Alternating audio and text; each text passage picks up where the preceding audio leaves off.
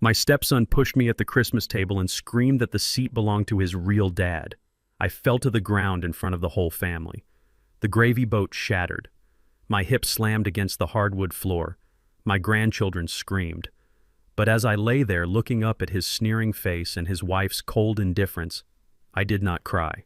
I simply realized that my wallet had been open for too long. What he did not know was that very night I would change his life forever. When he woke up the next morning, he found 33 missed calls and a life that was no longer his. I am Lionel Stone, 68 years old, and I have spent my entire life carrying things that were heavy. I founded Stone Logistics with a single second-hand truck and a back of steel. For 40 years, I hauled steel across state lines, slept in cabins freezing with ice, and ate cold sandwiches so that my family would never have to know what hunger felt like. I am a man of asphalt and diesel, but I polished myself up to fit into the world my late wife Esther wanted. I raised her son Terrence from the time he was 5 years old. I gave him my last name. I gave him a job. I gave him a life. But tonight, the weight on my shoulders is heavier than any cargo I have ever hauled. Before I tell you how I dismantled his world in a single night, let me know where you are watching from in the comments below. Hit like and subscribe if you have ever been the one giving everything only to receive nothing in return. The Chicago winter was unforgiving that night. The wind howled against the windshield of my old Ford F-150. My knees ached with that dull, throbbing pain that always comes when the temperature drops below zero. It was a reminder of the decades I spent jumping down from truck cabs, landing on concrete until my cartilage wore thin. I rubbed my left knee trying to generate some heat and looked up at the house. It was a mansion, really. A sprawling estate in the suburbs that I had paid for brick by brick. The windows glowed with warm golden light. A massive Christmas tree stood in the bay window, its ornaments sparkling like diamonds. It looked like a greeting card. It looked like a home. I took a deep breath, clutching the small velvet box in my pocket. Inside were 2 savings bonds for my twin grandchildren. This was the first Christmas without Esther. The silence in the passenger seat where she used to sit was deafening. I missed her laugh. I missed the way she would reach over and squeeze my hand when I got quiet. But I told myself that tonight would be all right. I still had family. I still had Terrence. I still had the twins. I was the patriarch now, and it was my duty to keep the tradition alive. I checked my reflection in the rearview mirror. My hair was gray, my face lined with the map of hard labor, but my eyes were steady. I was Lionel Stone. I was the Rock. I opened the truck door and stepped out into the biting wind, ignoring the sharp stab of pain in my hip. I walked up the driveway past Terrence's brand new Porsche, a car that my company paid the lease on. I brushed the snow off my shoulders and unlocked the front door. The heat hit me instantly, carrying the scent of rosemary roasted turkey and expensive perfume. I stomped the snow off my work boots on the mat, trying to be careful. From the dining room, I heard the clinking of crystal glasses and the low hum of jazz. I walked in, forcing a smile onto my face. Kimberly, my daughter-in-law, looked up from the table. She did not smile. She was a petite woman with sharp features and eyes that always seemed to be calculating the cost of everything she looked at. She scanned me from my boots to my flannel shirt, her nose wrinkling slightly as if she smelled something foul. "You are late, Lionel," she said, her voice tight, "and you are tracking slush onto the hardwood. We had the floors refinished just last week." I looked down. My boots were wet, but I was still on the rug. "I am sorry, Kim," I said, my voice raspy from the cold. "The roads were bad coming out of the distribution center. I had to make sure the drivers got their holiday bonuses before I left." Terrence was sitting at the side of the table, a half-empty glass of scotch in his hand. He was already drunk. His tie was loose and his face was flushed. He didn't stand up to greet me. He just swirled his drink and laughed. "Always the workhorse, right?" Lionel, Terrence sneered. "You own the company, but you still smell like diesel and cheap coffee. Go wash up. We have guests coming later. Important people. I don't want you embarrassing us looking like the help." The insult landed, but I let it slide. I had let insults slide for 30 years for the sake of peace. For the sake of Esther. I walked to the hallway bathroom, washed my hands with the lavender soap that smelled like money, and splashed cold water on my face. I looked at myself in the mirror. I was not the help. I was the source. But they had forgotten that. When I returned to the dining room, the food was already being served. No one had waited for me. The twins were busy with their iPads, barely acknowledging my presence. Kimberly was directing the hired server to pour more wine. The table was set beautifully with the finest china and silver cutlery. And there at the head of the table was the empty chair. It was a high-backed oak chair. I had built it myself in my wood shop 40 years ago. It was the only piece of furniture from my old life that I insisted on keeping. It was where the head of the household sat. It was where I had sat every Christmas since 1985. It was my seat. I walked toward it, my limp slightly more pronounced as the fatigue set in. I was ready to sit down, carve the turkey, and give the toast to Esther's memory. I placed my hand on the back of the chair. Suddenly, Terrence slammed his hand on the table. The silverware rattled. "Don't you dare!" he shouted. I froze. I looked at him confused. "Excuse me?" I asked. "That seat is not for you," Terrence spat, standing up. He swayed slightly, his eyes burning with a mix of alcohol and deep-seated resentment. "That is the chairman's seat. That is for the head of this family. And now that Mom is gone, that role belongs to me." I looked around the room. Kimberly was busy cutting her meat, pretending not to hear, but I saw the smirk playing on her lips. The twins looked up wide-eyed. "Terrence, sit down," I said calmly. "You are drunk. This is my house. This is my chair. It is Mom's house," he yelled, his voice cracking. "She is the one who made this family what it is. You were just the wallet. You were just the driver. You think because you paid the bills you are one of us. You are nothing but a glorified ATM." He walked around the table, coming face to face with me. He was taller than me, now younger, but soft. His hands had never held anything heavier than a golf club. I looked him in the eye. "I raised you, Terrence. I gave you my name when your own father ran off." "Don't you talk about my father," he screamed. "My father was a free spirit. You are just a bitter old man holding onto a checkbook. My dad is coming tonight. I invited him. And he is going to sit in that chair. So get out." The words hit me harder than any physical blow. He had invited Joe. The man who abandoned him, the man who beat Esther, the man I had spent a lifetime protecting him from. I tightened my grip on the chair. "No," I said. My voice was low, dangerous. "I am sitting here." Terrence laughed a cruel, ugly sound. Then without warning he shoved me. It wasn't a fight. It was a cowardly push against an old man with bad knees. I lost my balance. My boots slipped on the polished floor. Time seemed to slow down. I saw the horror on my granddaughter's face. I saw the chandelier swinging above. I felt gravity take hold. I crashed to the floor. My hip hit the wood with a sickening thud. The table shook and the gravy boat tipped over, spilling hot brown liquid all over the sleeve of my best jacket. Pain shot up my spine, white and blinding. I lay there stunned. The room went silent. Terrence stood over me, panting, his fists clenched. He looked like a giant from my vantage point on the floor. "I told you to move," he muttered, though his voice wavered slightly. I looked at Kimberly. Surely she would help. Surely she would have some decency. She stood up, napkin in hand. She looked at me, then at the gravy spreading on the rug. "Great," she sighed. "That is a Persian rug, Lionel. You made a mess." She did not offer a hand. She did not ask if I was hurt. She turned to the server. "Can you clean this up before the other guests arrive? It smells greasy." The pain in my hip was throbbing, but the coldness in my heart was absolute. I looked at the ceiling. I thought of Esther. I thought of the promise I made to her on her deathbed to take care of them.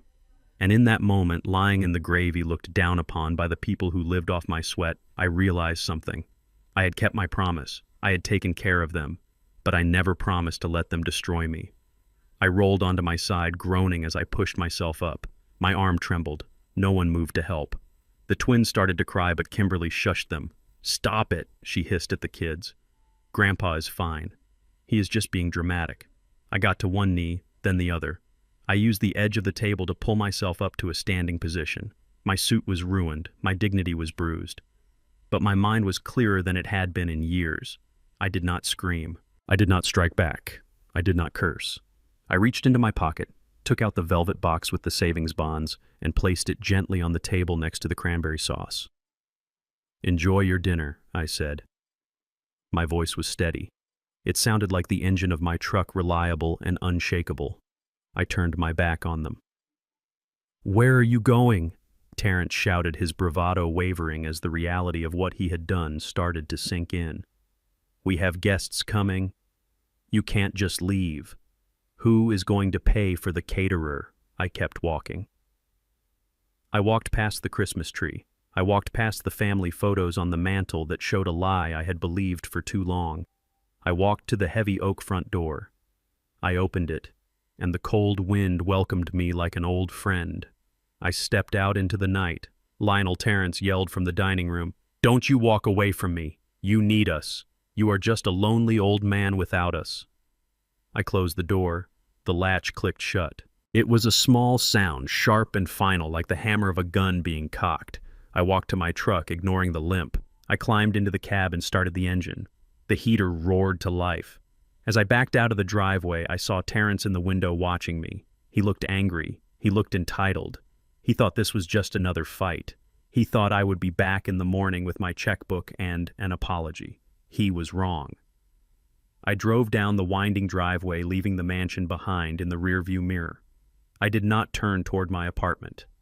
Instead, I turned toward downtown Chicago. I was going to the one place where emotions didn't matter, only facts. I was going to the office.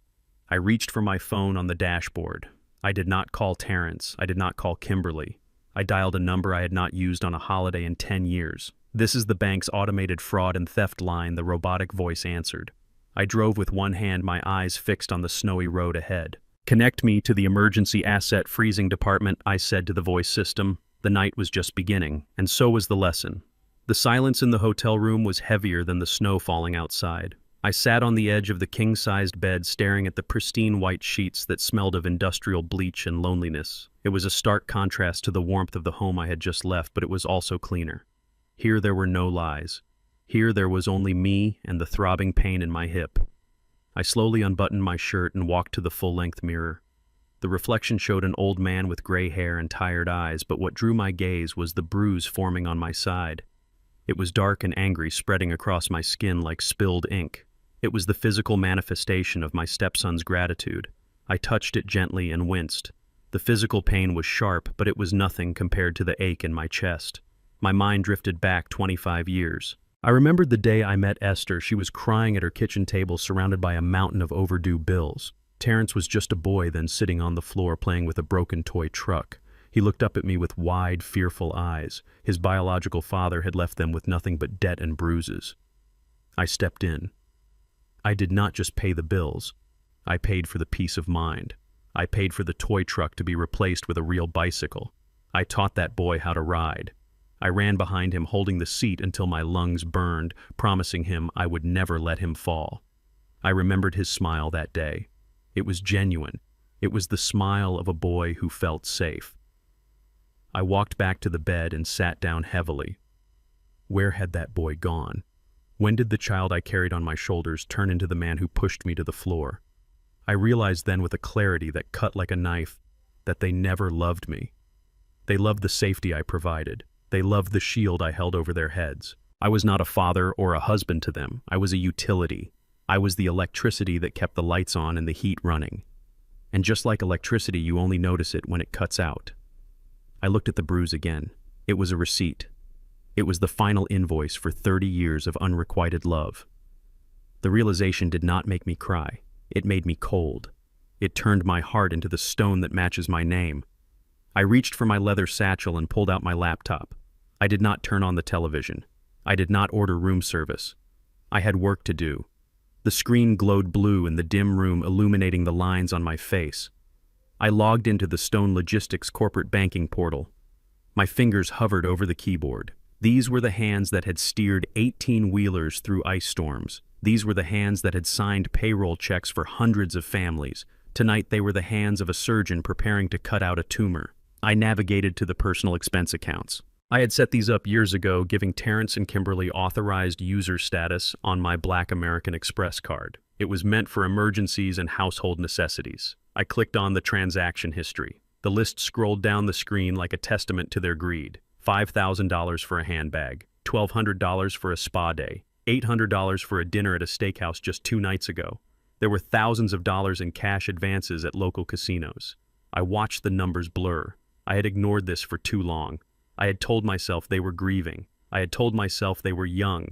But looking at the bruise on my hip, I knew I was just making excuses for parasites.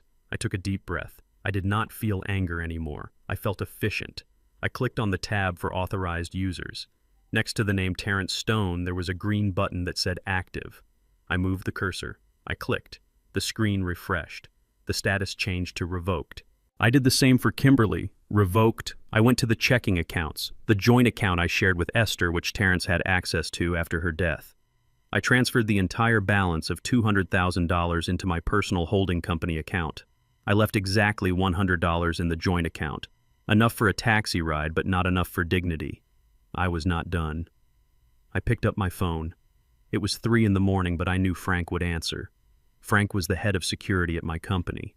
We had driven trucks together in the 80s. He was loyal to the bone. Frank answered on the second ring. "Boss, is everything all right?" "I need you to do something for me, Frank," I said, my voice steady. "I need you to remotely reset the gate codes for the estate, and I need you to flag Terrence's security badge as stolen." There was a pause on the other end. Frank did not ask why. He knew me. He knew I did not make calls like this unless the world was ending. "Consider it done," Lionel Frank said.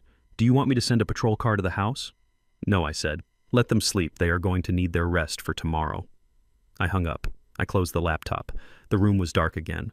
I lay back on the pillows, staring at the ceiling. I imagined the scene at the restaurant where they were likely still partying. I imagined Terrence laughing, raising a glass of expensive scotch, thinking he had finally won, thinking the old man was out of the picture.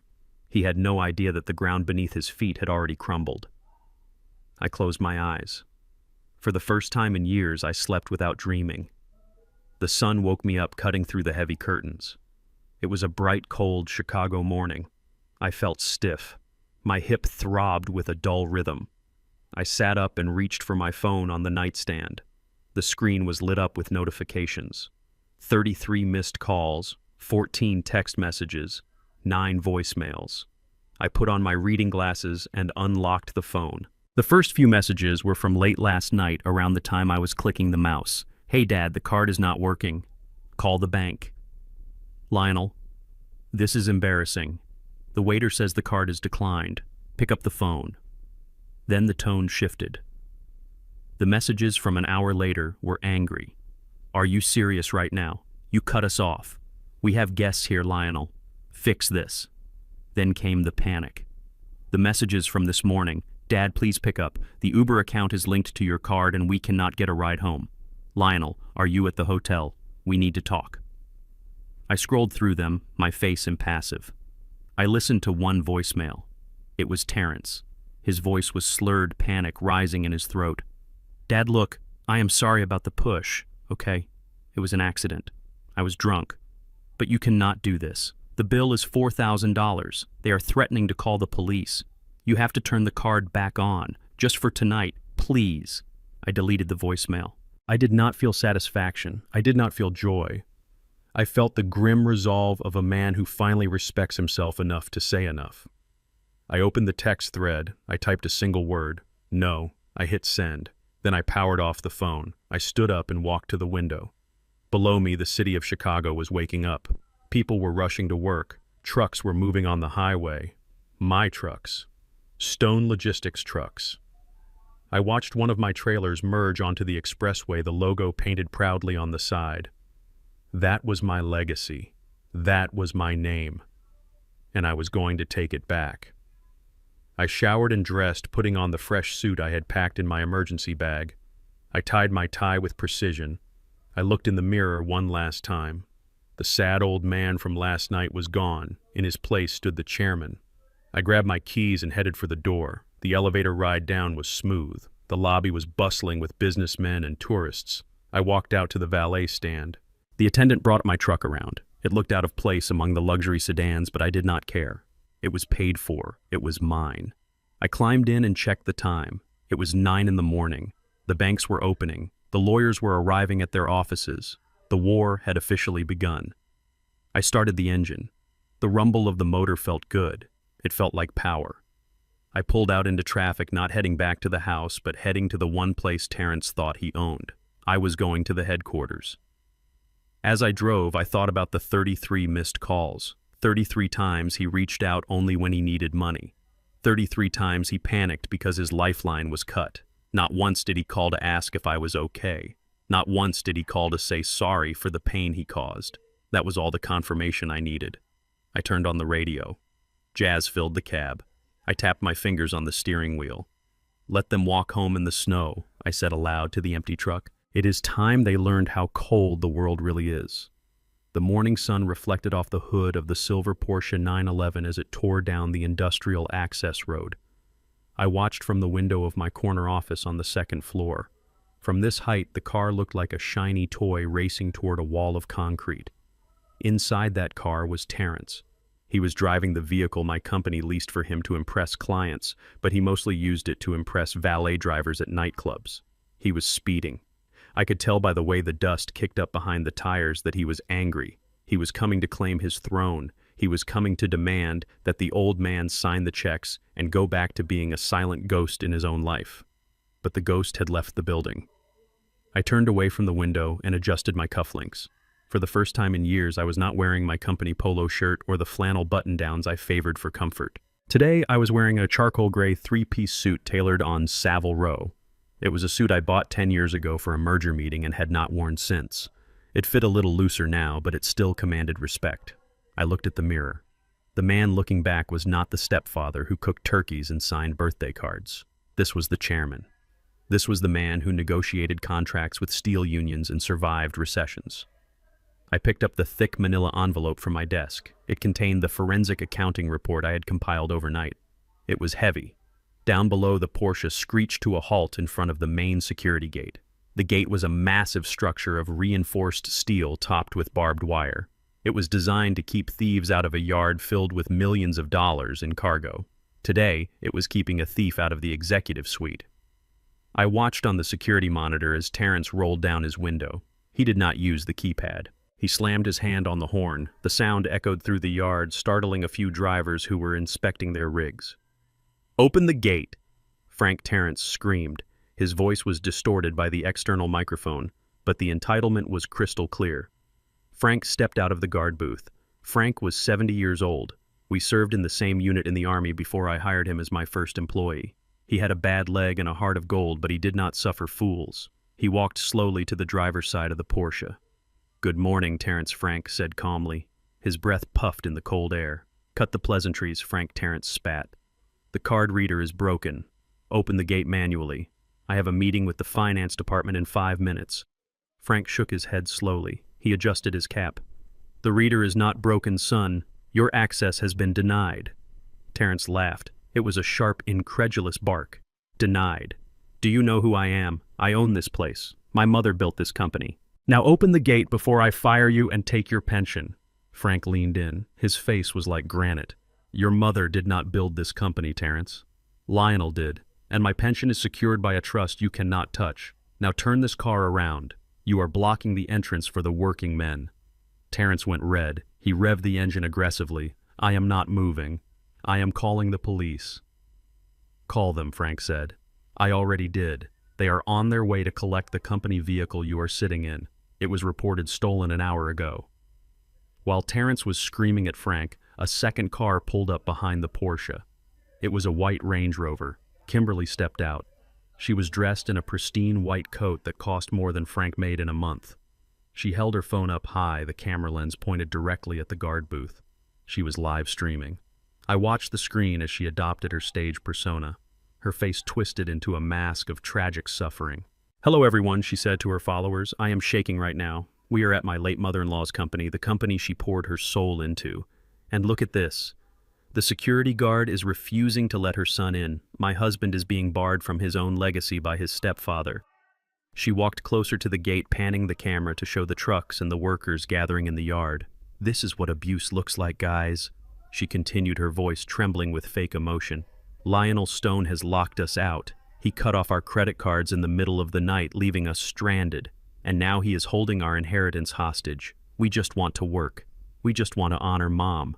But he is a tyrant." The workers in the yard began to murmur. These were men and women I had known for years. They drove my trucks. They loaded my warehouses. They knew me. But Kimberly was persuasive. She knew how to weaponize tears. She pointed the camera at a young driver. "You there," she called out. Do you think it is fair that the founder's son is being treated like a criminal? The driver looked down, shifting his feet uncomfortably. He did not want to get involved. See, Kimberly said, turning back to the phone. Everyone is afraid of him. Lionel is a monster. He pushed me last night. He physically assaulted me at Christmas dinner because I asked him to pass the salt. And now this. Please share this video. We need justice. My blood ran cold. The lie was so effortless. She was destroying my reputation in real time, painting me as a violent, senile old man. I could feel the anger rising, but I pushed it down. Anger is a fire that burns the house down. I needed ice. I walked out of my office and headed for the stairs. I did not take the elevator. I wanted to walk through the lobby. I wanted every employee to see me. As I pushed open the heavy glass doors of the main entrance, the cold wind hit me, but I did not shiver. I walked straight toward the gate. My polished shoes crunched on the gravel. The employees parted like the Red Sea. They saw the suit. They saw the look in my eyes. The murmurs stopped. The yard went silent except for the hum of idling diesel engines. Kimberly saw me coming. She gasped theatrically and pointed the phone at me. "There he is," she shrieked. "There is the man who stole our future. Lionel, how can you look at yourself in the mirror?"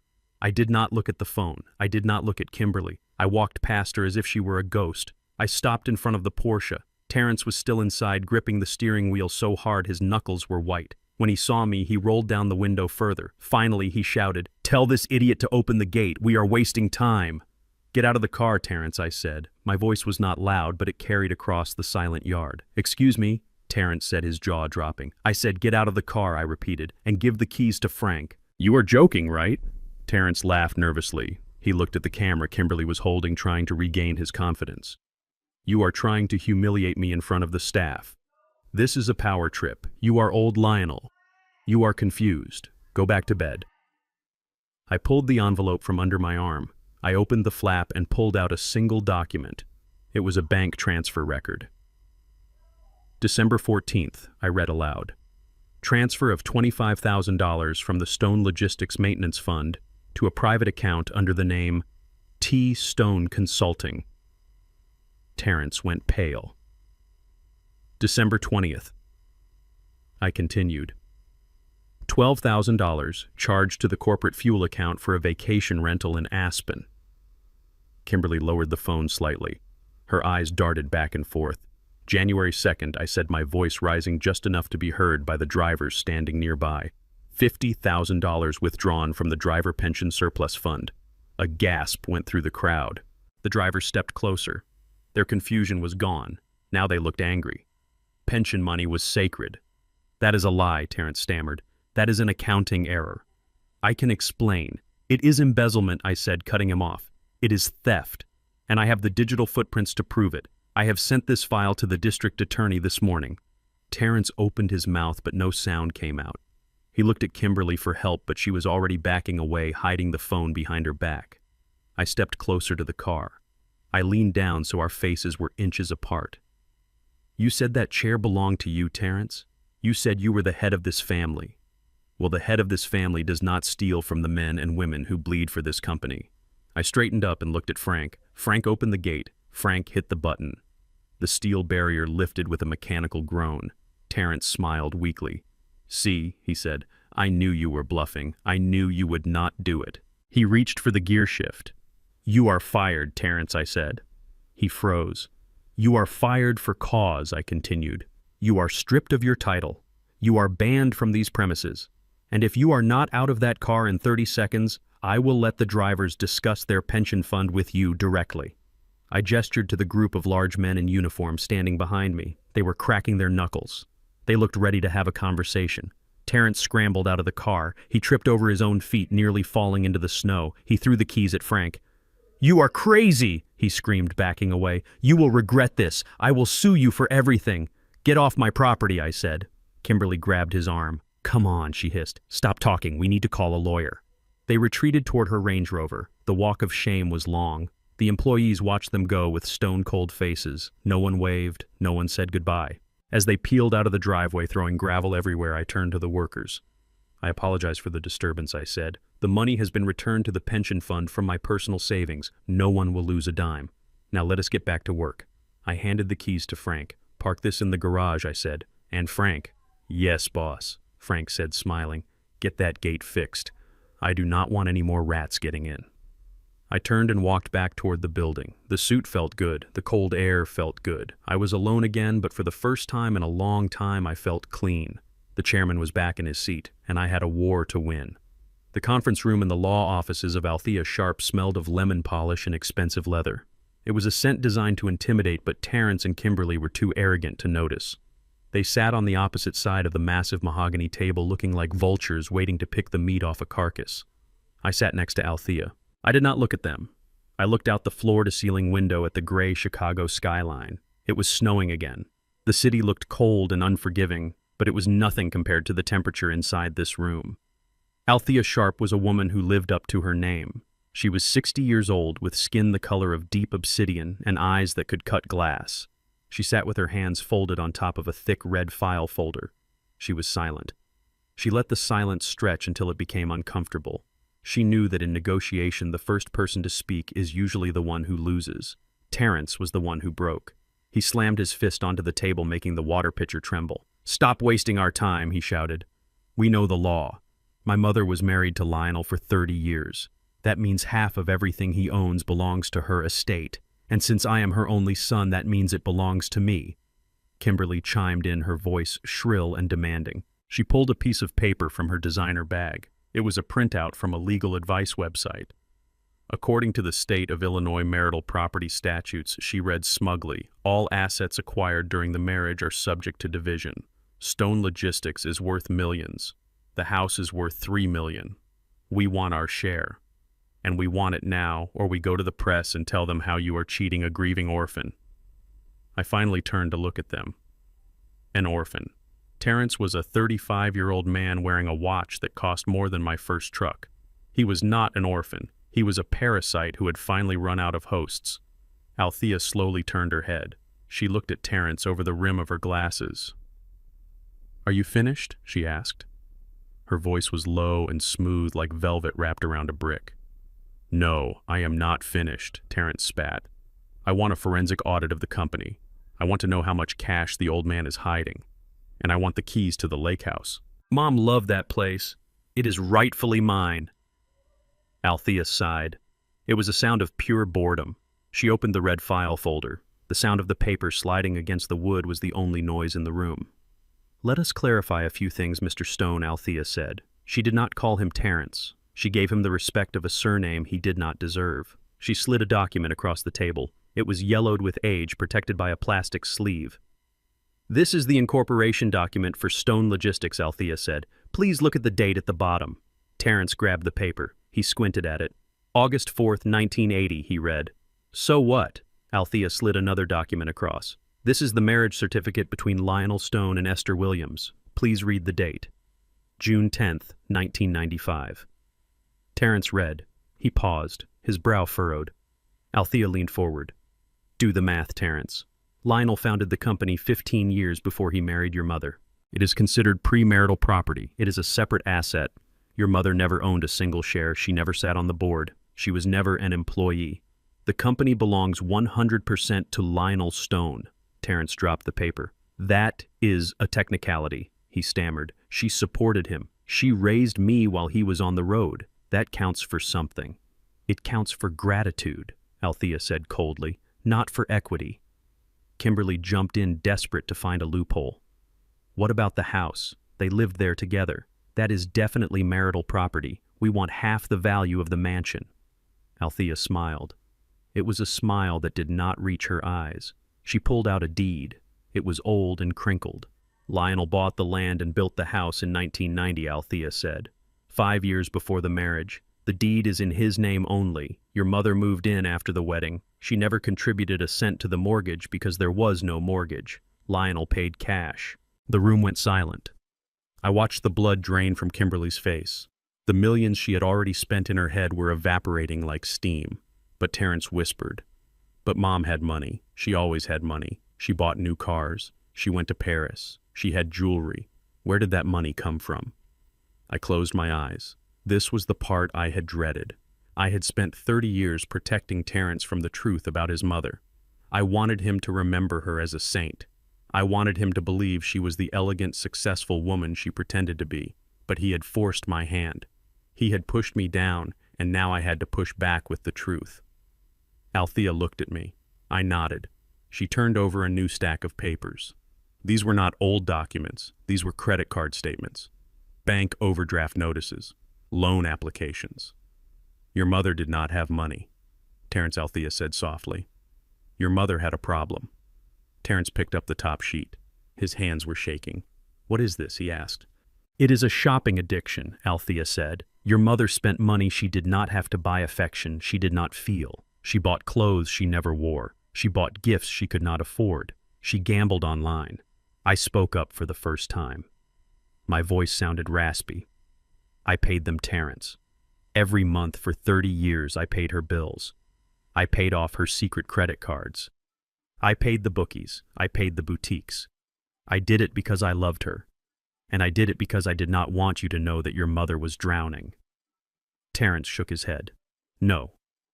You are lying. She was a queen.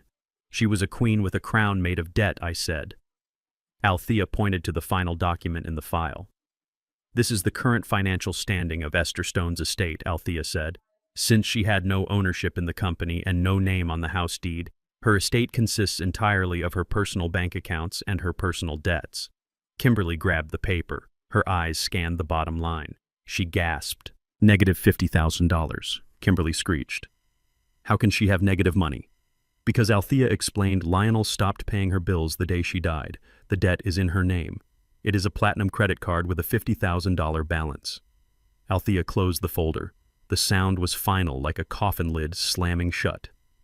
So here is the situation, Althea said, folding her hands again. There is no inheritance. There is no house. There is no stock option. The only thing Esther left you is a $50,000 debt to American Express. Terrence looked at me. His eyes were wide with shock and horror. He looked like the little boy I used to carry on my shoulders, but the innocence was gone, replaced by the ugly reality of greed. You have to pay it, Terrence whispered. You always paid it. You are her husband. I stood up. My hip ached, but I stood tall. I buttoned my jacket. I was her husband, I said, and I honored my vows until death did us part. But I am not your ATM, Terrence. I am not your safety net anymore. I walked toward the door. Wait, Kimberly yelled. You cannot just leave us with this. We signed a contract for a renovation on our condo. We need money. We are family. I stopped with my hand on the brass doorknob. I did not turn around. Family does not push family down in front of guests, I said. Family does not call their father a driver and a wallet. But the debt, Terrence cried out. They will sue the estate. They will take her jewelry. Then let them take it, I said. I opened the door. The noise of the busy office outside rushed in, breaking the suffocating atmosphere of the room. One more thing, Althea added from her chair. Her voice was cheerful now. Since you filed a frivolous claim against my client, you will be receiving a bill for my hourly rate today. My services are $500 an hour, and we have been here for 2 hours. I walked out. I walked past the reception desk. I walked to the elevator. I felt a strange sensation in my chest. It was not happiness. It was lighter than that. It was the feeling of a heavy pack being dropped after a long march. I stepped into the elevator and pressed the button for the lobby. As the doors closed, I saw Terrence and Kimberly still sitting at the table, staring at the red folder, as if it were a bomb that had just detonated in their faces. They had come looking for gold. They dug a hole and fell into it. I checked my watch. It was lunchtime. I was hungry. For the first time in years, I was going to eat a meal that I did not have to pay for with my dignity. I took out my phone. I had one more stop to make today. The war was not over. They would come back. Greed always comes back. But next time, they would not just face a lawyer. They would face the consequences of using my grandchildren as weapons. I dialed the number for the private school where the twins were enrolled. Hello, I said. This is Lionel Stone. I would like to speak to the billing department regarding the tuition for next semester. The elevator reached the ground floor with a soft chime. The doors opened. I stepped out into the world a man with no wife, no son, and no burden, and it felt good. The engine of my truck idled with a low rumble that vibrated through the steering wheel and into my hands. It was 3 in the afternoon on a Tuesday. For 10 years, this had been the highlight of my week. Tuesday was the day I picked up my grandchildren from the private academy that cost more than my first house. I sat in the line of luxury SUVs feeling out of place in my work truck, but I never cared. I lived for the moment the double doors opened and those 2 little faces searched the crowd for me. I lived for the way they would run past the Teslas and the Mercedes to climb into the cab of my Ford asking if I had brought them peppermint candies. I inched forward in the pickup line. I checked the rearview mirror to make sure my face was clean. I had scrubbed the grease off my hands before leaving the warehouse. I wanted to look presentable. I wanted to hear about their science projects and their spelling bees. I wanted to forget about lawyers and forensic audits for just 1 hour. I pulled up to the curb. The school principal, Mr. Henderson, was standing there with a clipboard. He usually waved at me. We had chatted many times about baseball and the weather. He knew I was the one who signed the tuition checks. He knew I was the one who donated to the new gymnasium fund. But today Mr. Henderson did not wave. He looked down at his clipboard. He looked nervous. I rolled down the window. "Good afternoon, Mr. Henderson," I said, smiling. "I am here for the twins." He walked over to the truck slowly. He did not make eye contact. He placed a hand on the door frame. "Mr. Stone," he said quietly, "I am afraid I cannot release the children to you today." I felt a cold knot form in my stomach. "What do you mean? Is everything all right? Are they sick?" "No, they are fine," Mr. Henderson said. He looked over his shoulder. "But we received an updated custodial directive this morning. Your daughter-in-law, Mrs. Kimberly Stone, sent over a legal document. It specifically removes you from the approved pickup list. It states that you are a threat to the emotional well-being of the children." The air left my lungs. A threat. Me, the man who sat by their beds when they had the flu because their parents were at a gala. The man who taught them how to tie their shoes. "There must be a mistake," I said, my voice trembling. "I am their grandfather. I pay for this school." "I know," Mr. Henderson said, and his voice was filled with genuine pity. "I know you do, Lionel. But my hands are tied. If I release them to you, the school could be liable for kidnapping charges." She was very specific. She threatened to call the police if you stepped onto the campus. Just then, the double doors opened. A stream of children in navy blue uniforms poured out. I saw them. My twin grandchildren, Leo and Maya. They were holding hands looking around the parking lot. Leo saw my truck. His face lit up. He pointed. He started to run toward me. Mr. Henderson stepped back and signaled to a teacher. The teacher grabbed Leo by the shoulder. She whispered something in his ear. Leo stopped. He looked confused. He looked at me, then he looked at the teacher. He started to cry.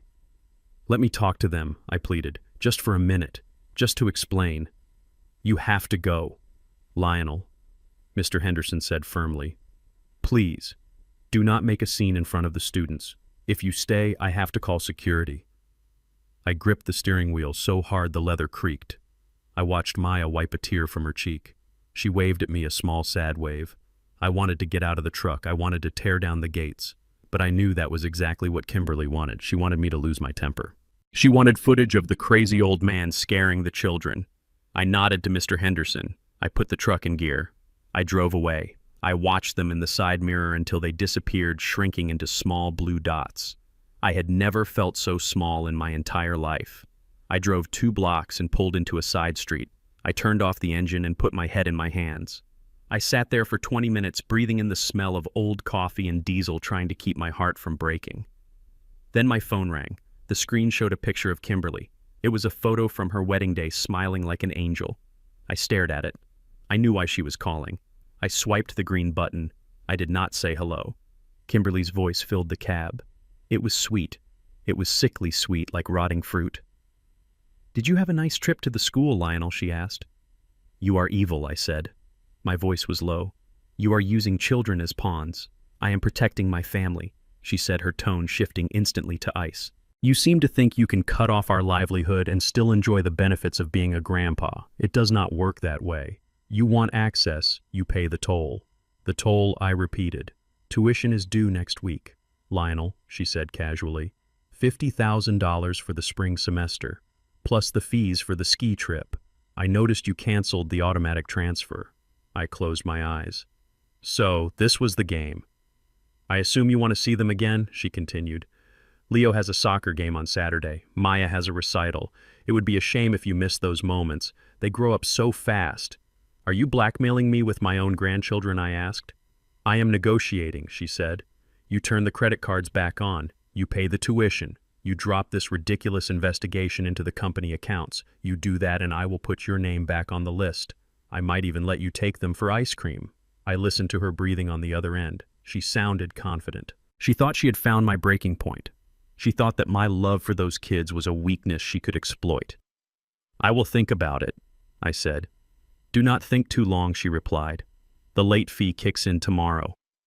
And Lionel, if the check does not clear by noon, I will tell the kids that you did not want to pay for them to go to school anymore.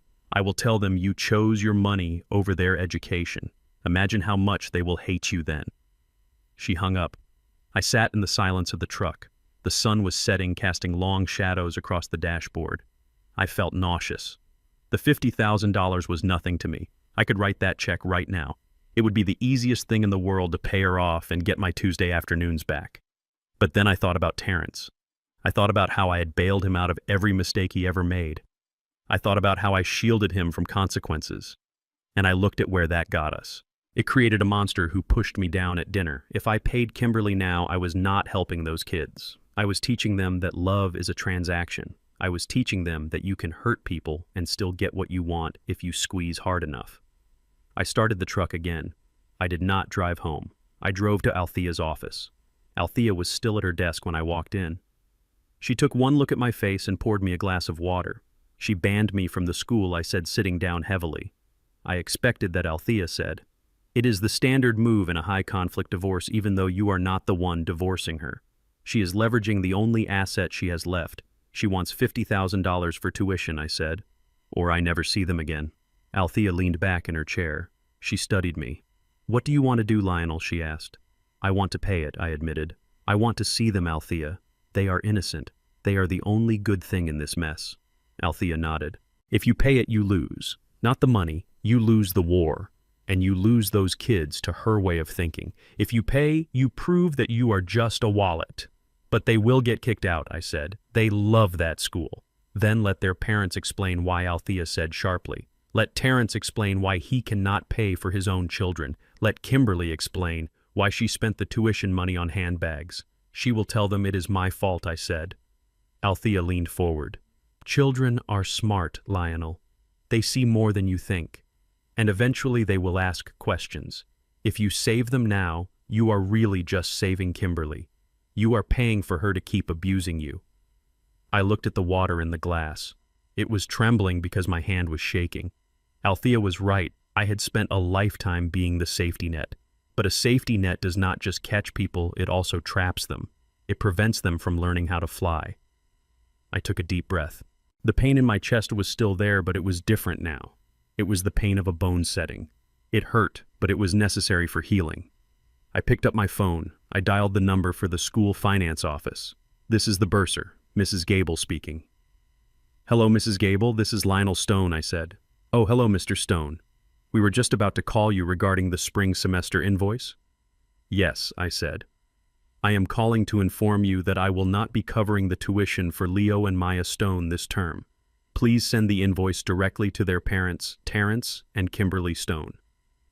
There was a pause on the line.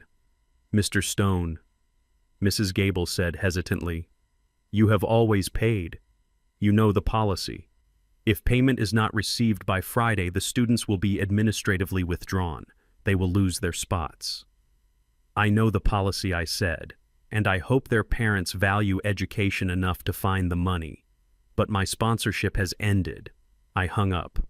I looked at Althea. She nodded. "You did the right thing," she said. "It feels like I just cut off my own arm," I said.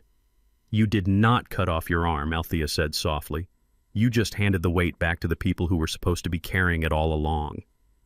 I stood up and walked to the window. I pulled out my phone again. I needed to send one message to Kimberly. I needed her to know that the Bank of Lionel was closed forever. I typed the message slowly, my fingers feeling heavy. "You banned me from the school because you said I was a threat. Since I am not a guardian, I should not be paying guardian expenses. The tuition is your responsibility. If you want them to stay in that school, you better sell some of those purses. Good luck." I hit send. I stared out at the city lights. I imagined Leo and Maya at home wondering why Grandpa didn't come. It broke my heart. But I knew that one day, when they were old enough to understand the value of $1 and the value of respect, they would understand. I was not abandoning them. I was waiting for them. I was keeping the chair empty until they were strong enough to sit in it without pushing anyone else down. Until then, I would fight. And I would win. I did not need a private investigator to tell me what my stepson was doing. I simply had to open Instagram. Terrence had blocked me, of course, but the internet is a public place, and screenshots travel fast. 3 days after I cut off the tuition payments, Terrence played his ace card. Or at least he thought it was an ace. In reality, he had just drawn a suicide card. He posted a photo of himself standing in front of a dilapidated housing project on the south side. His arm was draped around a man who looked like he had been chewed up and spit out by life. The caption read, "Finally reunited with my real father. The blood of a king. Welcome home, Dad." I stared at the photo on my tablet. The man in the picture was Joe. I had not seen Joe in 30 years, not since the night I stood between him and Esther while he tried to hit her with a lamp. Joe was not a king. Joe was a tornado of bad decisions and cheap whiskey. He had abandoned Terrence when the boy was 5, leaving them with nothing but bruises and debt. But Terrence did not remember the bruises. He only remembered the fantasy. He remembered the lie he told himself that his father was a free spirit who had been driven away by the boring stable truck driver. I zoomed in on Joe's face. His eyes were yellowed. His skin was gray. He was wearing a jacket that was too big for him, and he was looking at Terrence's watch, not his son's face. I knew exactly what was happening. Terrence had gone down to the old neighborhood and flashed his money. He promised Joe the good life. He brought him back to the mansion to prove a point to me. He wanted to show me that I was replaceable. He wanted to show the world that the Stone family was better off without Lionel. I set the tablet down on my coffee table. I took a sip of my tea. The house was quiet. For the first time in a week, I felt a smile touch my lips. It was not a happy smile. It was the smile of a man watching a thief try to steal a bag of rattlesnakes. Terrence had invited the devil into paradise. The chaos began almost immediately. I heard about it through the grapevine. My old housekeeper Maria still worked at the mansion. She called me in tears 2 days after Joe moved in. She told me the house smelled like an ashtray. Kimberly had a strict rule about no smoking inside. She used to make me change my clothes in the garage if I had been near a campfire. But Joe did not care about rules. Joe sat on the white Italian leather sofa and smoked unfiltered cigarettes, putting them out in the crystal saucers of Esther's antique tea set. Maria told me that Joe had found the liquor cabinet. Terrence had stocked it with thousands of dollars of rare scotch and cognac to impress his friends. Joe drank it like it was water.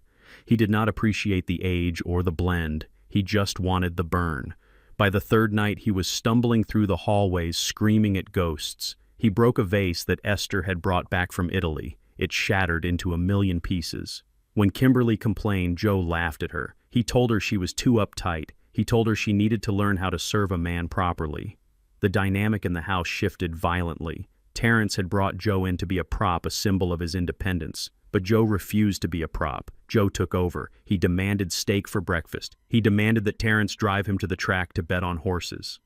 When Terrence tried to say no, Joe played the guilt card. He told Terrence that he owed him for all the years they were apart. He told Terrence that a real son takes care of his father. Terrence, trapped by his own public narrative, could not say no. He had just introduced this man to the world as his hero. He could not kick him out now without looking like a fraud. Then things got darker. Joe began to turn his attention to Kimberly. He made comments about her clothes. He stared at her too long when she walked into the room. He told Terrence that he had done well catching a woman with such expensive taste. Kimberly was terrified. She was a woman who was used to controlling everything. She controlled Terrence. She controlled the staff. She tried to control me. But she could not control Joe. Joe was raw chaos. He did not care about social standing or manners. He walked around the house in his underwear, scratching himself and leaving wet towels on the hardwood floors. The breaking point came on a Saturday night. Terrence had planned a dinner party to show off his new happy family dynamic to a few investors he was trying to woo. He wanted to prove that the Stone brand was still strong despite my departure. He dressed Joe in one of my old suits that he had found in the closet. The suit did not fit. Joe looked like a scarecrow stuffed into a tuxedo. According to Maria, the dinner was a disaster. Joe got drunk before the appetizers were served. He started telling stories about his time in prison, glorifying violence and crime. The investors looked uncomfortable. They checked their watches. Then Joe turned on Kimberly. He made a crude joke about her body in front of the guests. Kimberly stood up, her face burning with humiliation. She told Joe to stop. Joe slammed his hand on the table. It was the same move Terrence had used on me, but with much more violence behind it. "Do not talk to me like that little girl," Joe roared. "I am the man of this house now. You show some respect." Terrence sat there, frozen. He looked at his biological father, the man he had idolized, and he finally saw the truth. He saw the monster I had protected him from, but he did nothing. He was too weak to stand up to him. The investors left without finishing their meal. They scurried out the door, leaving the Stone family alone in their wreckage. That night, my phone rang at midnight. I looked at the caller ID. It was Kimberly. I let it ring 3 times. I wanted her to sit in the fear for a moment. I wanted her to really feel the absence of my protection. Then I answered. "Hello, Kimberly," I said. My voice was calm, steady, indifferent. "Lionel," she whispered. She was crying. I could hear the muffled sound of a locked door. She was hiding in her own bathroom. "What do you want, Kimberly?" I asked. "You have to come over," she sobbed. "You have to get him out. He is crazy, Lionel. He threw a bottle at the wall. He is screaming at Terrence. I am scared. The kids are scared. Call the police," I said. "I cannot," she hissed. "Think of the scandal. The press is already watching us. If the police come and arrest Terrence's dad, it will ruin us. Please, Lionel, you know how to handle him. You are big. He is afraid of you. Just come over and scare him away. Tell him the house is yours. Throw him out." I listened to her pleading. A month ago, I would have been in my truck before she finished the sentence. I would have driven through snow and fire to keep them safe. But that man no longer existed. That man had died on the dining room floor. "Kimberly," I said slowly, "you and Terrence wanted to be the heads of the family. You wanted to sit in the chair. Well, dealing with difficult family members is part of the job. But he is dangerous," she cried. "He is ruining the furniture. He is drinking everything. He is Terrence's father," I said. "He is the blood of a king, remember? That is what Terrence posted. You two wanted to rewrite history. You wanted to erase me and replace me with him. Now you have him. Lionel, please," she begged. "I am sorry. We are sorry. Just help us this one time." I walked to my window and looked out at the city lights. I thought of Esther. I thought of how hard I fought to keep Joe away from them. I realized that some lessons cannot be taught in a classroom or a boardroom. Some lessons have to be lived. "No," I said. "What do you mean, no?" she shrieked. "You are leaving us with a monster. I am leaving you with the family you chose," I said. "You wanted a real man, Kimberly. You did not want the boring old truck driver. You wanted excitement. You wanted the legacy. Well, Joe is the legacy. Enjoy him." "But what if he hurts us?" she whispered. "Then you will learn to call the police instead of calling the man you threw away," I said. "Lionel, wait," she cried. "Good night, Kimberly," I said. I hung up the phone. I did not feel guilty. I felt a strange sense of balance. For years I had been the dam holding back the floodwaters of their own bad judgment. Now the dam was gone. The water was rushing in. They would have to learn how to swim or they would drown. I turned off the ringer on my phone. I went to bed. I slept soundly, knowing that for the first time in 30 years, the chaos in the Stone mansion was not my problem to fix. It was theirs. The city of Chicago has a way of smelling like money and desperation at the exact same time. It was a Friday night, and the wind was cutting through the streets like a razor blade. I sat in my truck, parked across the street from a high-end steakhouse in the Loop. I was not there to eat. I was there to watch the final act of a tragedy that I had seen coming for weeks. Inside that restaurant, Terrence was holding court. I could see him through the floor-to-ceiling glass windows. He was wearing a suit that I had paid for 3 years ago. He was laughing too loud. He was pouring champagne for a table full of people who did not care about him. They only cared about the last name he carried. What those people did not know, and what Terrence refused to accept, was that the champagne was bought with blood money. When I cut off the credit cards and fired him from the company, Terrence did not get a job. He did not sell his watch. He did not humble himself. Instead, he did what addicts always do. He found a shortcut. He went to a loan shark in the South Side, a man known only as Silas. Silas did not run credit checks. Silas did not care about FICO scores. Silas cared about collateral. And Terrence, in his arrogance, had used the only collateral he thought he had. Me. He told Silas that the dispute with his father was temporary. He told him that I was just an old man throwing a tantrum and that access to the stone fortune would be restored any day now. He borrowed $50,000 at 20% interest a week to maintain the illusion that he was still the prince of the city. He used that money to fund the dinners and the hotel rooms and the gambling habits of his biological father, Joe. But tonight, the week was up. And Silas was not a man who accepted excuses. I watched two black SUVs pull up to the curb in front of the restaurant. They blocked in the silver Porsche that Terrence was still driving illegally. 4 men stepped out. They were not wearing suits. They were wearing heavy coats, and they moved with the heavy, purposeful gait of men who hurt people for a living. They did not go inside. They waited. They leaned against the Porsche and lit cigarettes. They looked like vultures waiting for a wounded animal to stumble out of its cave. I reached into the glove compartment of my truck and pulled out a newspaper. It was today's edition of the Chicago Tribune. I unfolded it slowly, the paper crinkling in the silence of the cab. I turned to page 12, the legal notices section. It was a wall of small black text, mostly foreclosures and name changes. But right in the center, surrounded by a thick black border, was the notice I had placed 3 days ago. It read simply, "Public notice regarding Lionel Stone and Stone Logistics. Be it known that Lionel Stone accepts no financial responsibility for any debts incurred by Terrence Stone or Kimberly Stone. Any representation of agency or access to Stone Logistics assets by these individuals is false and fraudulent." It was a cold legal shield. It was the only way to protect the company and the pensions of my employees from the sharks that Terrence was swimming with. I knew that Silas read the papers. I knew that every bookie in Chicago read the legal notices to see who was going broke. I looked back at the restaurant. The door opened. Terrence stepped out. He was beaming, his face flushed with alcohol. He was saying goodbye to his guests, acting the part of the magnanimous host. Then he turned and saw the men leaning on his car. His smile vanished. I saw his body stiffen. I saw him look left and right, looking for an escape route. There was none. One of the men stepped forward. I knew him by reputation. He was Silas's chief enforcer, a man named Bricks. He said something to Terrence. I could not hear the words, but I could read the body language. He held out a hand, palm up. He wanted the money.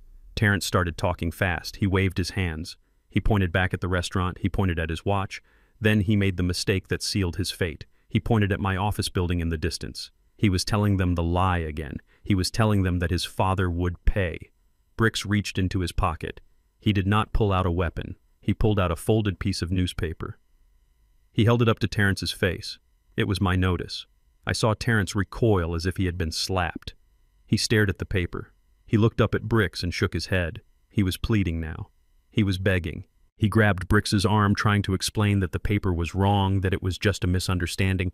Bricks pulled his arm away. He signaled to the other men. They did not shoot him. That would attract too much attention. They moved with terrifying efficiency. 2 of them grabbed Terrence by the shoulders. He screamed, but the sound was swallowed by the wind and the traffic. They dragged him toward the alley next to the restaurant, away from the main streetlights. I should have looked away. A father should not watch his son be disciplined by the streets. But I could not close my eyes. I had protected him from consequences for 35 years. By protecting him, I had crippled him. Now I had to let him feel the fall, so that he might finally learn how to stand up. They threw him against the brick wall. Terrence slid down to the ground. He curled into a ball, covering his head with his hands. He was crying. I could see his shoulders shaking. Bricks leaned over him. He said something else. Then he reached down and grabbed Terrence's left arm. Terrence struggled, kicking his legs against the wet pavement. But Bricks was too strong. He placed Terrence's arm across his own knee like a piece of dry wood. Then he pulled. The snap was not audible from where I sat, but I felt it in my own bones. Terrence threw his head back and opened his mouth in a silent scream of pure agony.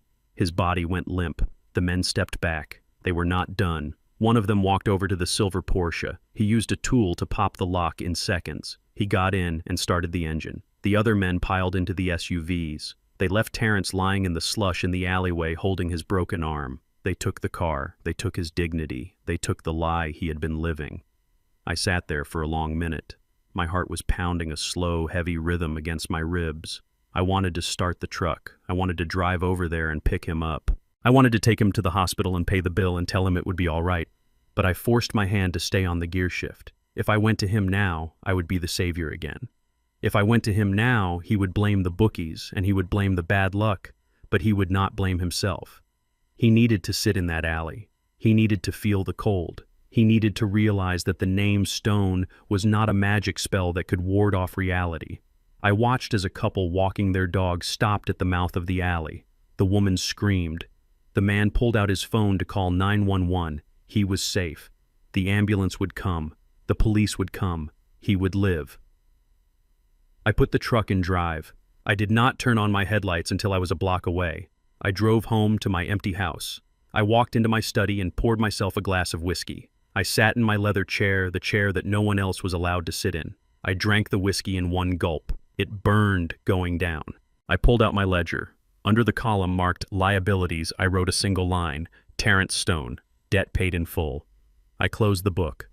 Tomorrow the hospital would call. Tomorrow the press would have a field day with the story of the Stone heir beaten in an alley over gambling debts. Tomorrow the shame would rain down on my name like ash. But tonight, the lesson was delivered. I went upstairs to my bedroom. I took the newspaper out of my coat pocket and threw it in the trash. It had done its job. I lay down in the dark, listening to the wind howl outside. I prayed for Terrence. I prayed that the pain in his arm would finally wake up the man inside the boy. But deep down, I knew that some people do not wake up until they have lost everything.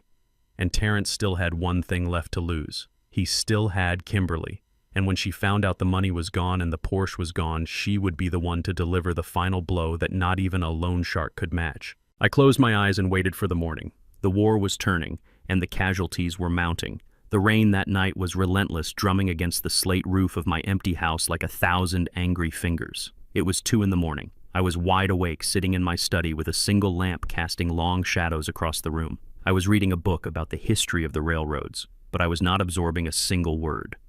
My mind was on Terrence lying in a hospital bed with a broken arm. I had paid his medical bill anonymously, but I had not visited. I knew that if I went to him now, he would think the bank was open again. I had to stay strong. I had to let the silence do the teaching.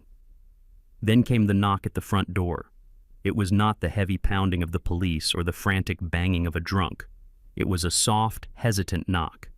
It was the sound of someone who wanted to be let in but did not want to wake the neighbors. I checked the security monitor on my desk. Standing on my front porch, drenched in rain, was Kimberly. I watched her for a moment. She was not wearing her usual armor of designer coats and high heels. She was wearing a simple trench coat belted tightly at the waist, and her hair was plastered to her cheeks. She looked small. She looked fragile. She looked exactly the way she wanted me to see her. I walked to the front door. I unlocked the deadbolt and pulled it open. The wind blew rain into the foyer. Kimberly stood there shivering. When she saw me, she did not say a word. She just collapsed forward, sobbing into her hands. Lionel, she wept. Please help me. I have nowhere else to go. I stepped back. I did not hug her. I did not offer her a towel. I simply gestured for her to come inside out of the storm. She walked into the living room, leaving wet footprints on the floor. She sat down on the edge of the sofa, acting as if she were terrified to take up space. This was a woman who used to walk through this house like she owned the deed. Now she was playing the role of the refugee. I poured her a glass of water and set it on the coaster. I sat in my armchair opposite her. Talk, I said. She took a sip of water, her hands trembling. He is out of control, Lionel, she whispered. Terrence has lost his mind. Ever since the bookies beat him up, he has been taking pills for the pain, but he takes too many. He screams at me. He screams at the kids. He blames me for everything. She looked up at me, her mascara running down her cheeks in perfect tragic lines. He hit me, Lionel, she said. He pushed me against the wall just like he pushed you. I was so scared. I grabbed the kids and took them to my mother's house, but I could not stay there. It is too crowded, and I needed to see you. I needed to apologize. I looked at her face. There were no bruises, there was no swelling, but I stayed silent, letting her spin the web. I know we made mistakes, she continued, her voice getting stronger. I know we were greedy, but it was him, Lionel. It was always Terrence. He pressured me. He told me that you wanted us to take over. He told me that pushing for the inheritance was what Esther would have wanted. I was just trying to be a good wife. I was just following his lead. She unbelted her coat. Underneath, she was wearing a silk dress that was cut low. It was not the dress of a woman fleeing domestic violence. It was the dress of a woman coming to make a deal. She crossed her legs, leaning toward me. I miss you, she said softly. I miss our family. The kids miss their grandpa. I made a mistake keeping them from you. I see that now. But I can fix it. I can make Terrence go to rehab. I can take over his role at the company. You and I can run things, Lionel. We are the smart ones. We are the survivors. I watched her performance with a detachment that surprised me. A month ago, I might have believed her. A month ago, I might have thought she was just a misguided young woman caught in my son's orbit. But tonight, I saw the truth. She was not a victim. She was a chameleon. She saw that Terrence was a sinking ship, and she was trying to jump onto the only life raft left, me. She stood up and walked over to my chair. She knelt on the floor beside me, placing her hand on my knee. Let me come back, she whispered. Let me take care of you. You are all alone in this big house. You need a woman's touch here. You need family. Dump Terrence. He is weak. He is just like his father. But I am strong, Lionel. I can be the daughter you never had. The smell of her perfume filled my nose. It was expensive and cloying. It smelled like betrayal. I stood up abruptly, forcing her to pull her hand away. I walked to my desk and picked up my tablet. You say Terrence is the villain? I said, my voice flat. You say he forced you to treat me like garbage. Yes, she said, standing up and wiping her eyes.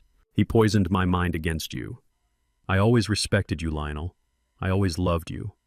I tapped the screen of the tablet. I swiped through the files until I found the folder marked Security Archives, December 25th. I have something to show you, I said. I turned the screen toward her. It was the video footage from the dining room on Christmas night. The angle was high from the camera hidden in the motion sensor in the corner. The audio was crystal clear. We watched the scene play out. We watched Terrence shove me. We watched me fall, but I did not pause the video there. I let it play. I let it play to the moment after I walked out the door. On the screen, Terrence was pacing back and forth looking guilty, but Kimberly was sitting at the table calmly checking her reflection in a spoon. Then her voice came through the speakers, sharp and hateful. Thank God the old goat is gone, she said on the video. I thought he would never leave. He smells like cheap soap and desperation. In the video, Terrence looked at her and said, Maybe we went too hard on him, Kim. He looked hurt. And then Kimberly, the woman currently standing in my living room begging for mercy, delivered the line that killed any pity I might have had. Who cares if he is hurt, she said on the screen. He is just the wallet, Terrence. Once we get power of attorney, we can stick him in a home and forget he exists. I am tired of pretending to like his cooking. I am tired of pretending he is one of us. He is just the help. I stopped the video. The silence in the room was absolute. I looked at Kimberly. Her face had gone pale. The act was over. The tears had stopped, instantly replaced by a look of pure terror. I did not mean that, she stammered, backing away. I was angry. I was drunk. You were sober, I said, and you were honest. That was the only time you were ever honest, Kimberly. Lionel, please, she said, holding out her hands. That was out of context. It was the entire context, I said, my voice rising for the first time. You called me the help. You planned to lock me away. You called me a wallet. I walked toward her. She retreated until her back hit the front door. I looked at her with disgust. I thought Terrence was the problem, I said. I thought he was the bad seed. And he is a fool. He is a weak, entitled fool who gambled away his life. But he is a fool who is suffering. He is lying in a hospital bed with a broken arm because he tried to impress you. I leaned in close to her face. But you, I whispered. You are not a fool, Kimberly. You are a snake. You watched him drown and you cheered. You pushed me down and you laughed. And now that the money is gone, you want to slither over to the winning side. No, she said, shaking her head. No, Lionel, I love you. You do not know what love is, I said. You only know hunger. You are hungry for money, you are hungry for status. But the kitchen is closed. I reached past her and unlocked the door. I threw it open. The wind howled outside, blowing rain onto her expensive silk dress. Get out, I said. Lionel, you cannot throw me out in this storm, she screamed, dropping the facade completely. Her face twisted into a snarl. I will sue you. I will tell everyone you hit me. Go ahead, I said, pointing to the camera in the corner of the foyer. Tell them. I have audio and video of this entire conversation. I have you on tape offering to abandon your husband to secure your financial future. She looked at the camera. She looked at me. She knew she was beaten. You are a bitter old man, she spat. You are going to die alone in this house, and no one will care. I may die alone, I said, but I will die with my name clean, and I will die knowing I did not let a viper sleep in my bed. She stepped out onto the porch. The rain soaked her, instantly ruining her hair and her coat. She looked back at me one last time, her eyes filled with hate. I hope you rot, she screamed. I closed the door. I locked the deadbolt. I engaged the security chain. I walked back into the living room. I picked up the glass of water she had touched and poured it into the plant in the corner. Then I took the glass to the kitchen and dropped it into the trash can. I did not want to wash it. I did not want anything she had touched to remain in my home. I went back to my study. I sat down and picked up my book about the railroads. My hands were steady. My heart was calm. I had lost a son to greed. I had lost a daughter-in-law to malice. But I had kept my soul. I read the same page 3 times before I finally understood the words. The storm raged outside, but inside the house it was quiet. It was the quiet of a fortress that had repelled an invasion. I was alone. But for the first time in 30 years I was safe, and that was enough. The sun was barely up when the assassination began. It was not a physical attack. It was something much more modern and much more efficient. I sat in my kitchen drinking black coffee, watching the morning news on the small television on the counter. There she was, Kimberly. She was sitting on the beige sofa of a popular local talk show. She was not wearing the silk dress from the night before. She was wearing a modest gray sweater and little makeup. She looked tired. She looked beaten. She looked like the perfect victim. The host, a woman who thrived on outrage, leaned in with a sympathetic expression. She asked Kimberly to tell her story, and Kimberly told a story that was a masterpiece of fiction. She described a lonely, terrified mother trying to protect her children from a grandfather who had lost his mind. She described me as a tyrant who controlled every penny, who forced them to beg for food, and who had physically thrown her out into a storm because she dared to ask for help with medical bills. I watched as a tear slid down her cheek right on cue. The host gasped. The audience murmured in anger. Then they showed the photos. They were photos of my house taken from the street, looking like a fortress. They showed a blurry picture of Terrence in a hospital bed, his arm in a cast. They did not mention the bookies. They did not mention the gambling debt. They simply said that he had been injured and his father had refused to help. The court of public opinion did not wait for evidence. By noon, the internet was on fire. I scrolled through the comments on the news station's social media page. They called me a monster. They called me abusive. They said I hated my daughter-in-law because she was white. They said I was jealous of my son.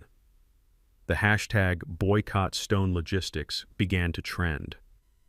I received a call from my vice president at 1 o'clock. He sounded panicked. He told me that 3 major clients had called to put our contracts on hold. They did not want to be associated with a brand that abused women and children. The stock price of our holding company took a dip. It was small at first, but it was bleeding. I turned off the television. I did not throw the remote. I did not scream. I felt a cold calm settle over me. This was their final play. They could not beat me in the boardroom. They could not beat me in the courts. So they were trying to burn the house down with me inside it. They thought that because I was old and private, I would be afraid of the spotlight. They thought I would write a check just to make the noise stop. They were wrong. I drove to the office. There were reporters camped out at the gate. They shoved microphones at my truck window, screaming questions. Do you hate your family, Mr. Stone? Why did you break your son's arm? I did not answer. I drove through the gate and parked in my spot. I walked into the conference room where Althea was waiting. She had boxes of files stacked on the table. She looked at me, and she did not look worried. She looked like a predator who had just spotted a limping gazelle. "Is everything ready?" I asked. Althea smiled. She tapped a hard drive sitting on the table. "We have everything," she said. "We have the credit card statements showing the liquor and the jewelry. We have the police report from the night Terrence was beaten, which clearly states it was a gambling dispute. But we have something better." She opened her laptop and clicked on a video file. "I sent a private investigator to the club Terrence frequented," she said. "It turns out the VIP room has security cameras with audio. This was recorded 3 weeks ago, just 2 days before Christmas. I watched the screen. Terrence and Kimberly were sitting in a booth. They were drinking expensive champagne. Terrence was laughing. I turned up the volume. "I cannot wait until the old man kicks the bucket," Terrence said on the video. His speech was slurred. "I mean, I love him in a way, but he is so cheap. He is sitting on a mountain of gold and he acts like we are still poor." Kimberly laughed. She clinked her glass against his. "Just be patient, baby," she said. "His heart is not good. All that stress at the company. One day he will just drop over and then it is all ours. The house, the trucks, the accounts. We will sell the business and move to Miami. We just have to keep pretending to be nice for a little while longer." I watched my son raise a glass to my death. I watched the woman I had welcomed into my home cheer for my heart to stop beating. It hurt. I will not lie. It felt like a physical blow to the chest. But the pain was quickly replaced by resolve. "This is it," I said. "This is the nail in the coffin." Althea nodded. "Do you want to release it to the press?" "No," I said. "I want to hold a press conference. I want to look them in the eye when I do it."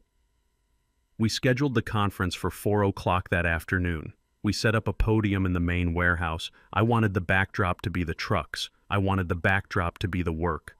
The reporters filed in. There were dozens of them. They were hungry for a scandal. They expected an apology. They expected a frail old man trying to explain away his cruelty. I walked out to the podium. I was wearing my work boots and a clean-pressed shirt. I did not wear a suit. I wanted them to see Lionel Stone the worker, not the tycoon. The room went quiet. The cameras flashed blindingly. I adjusted the microphone.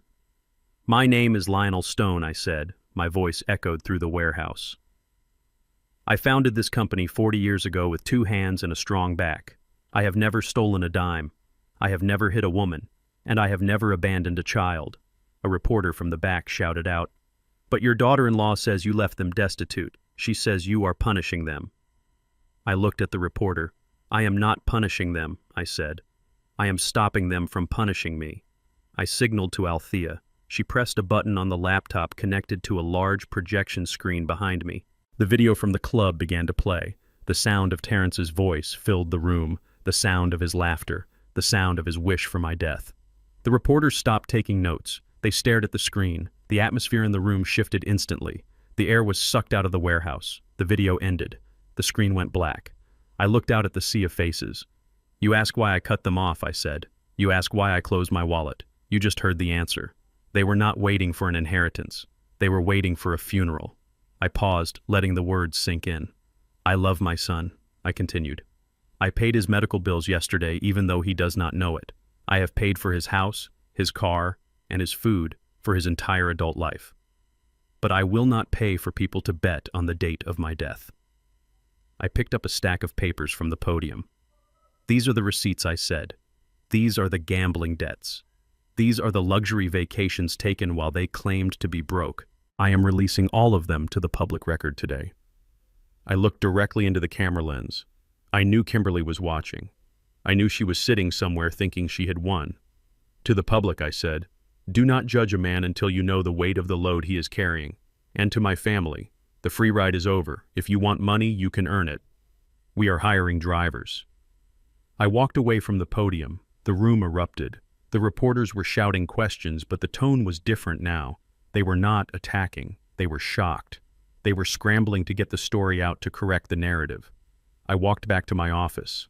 Althea was waiting. She was smiling. "The stock is already bouncing back," she said. "And the comments on the live stream have turned. They are apologizing, Lionel. They are calling you a hero." I sat down in my chair. I did not feel like a hero.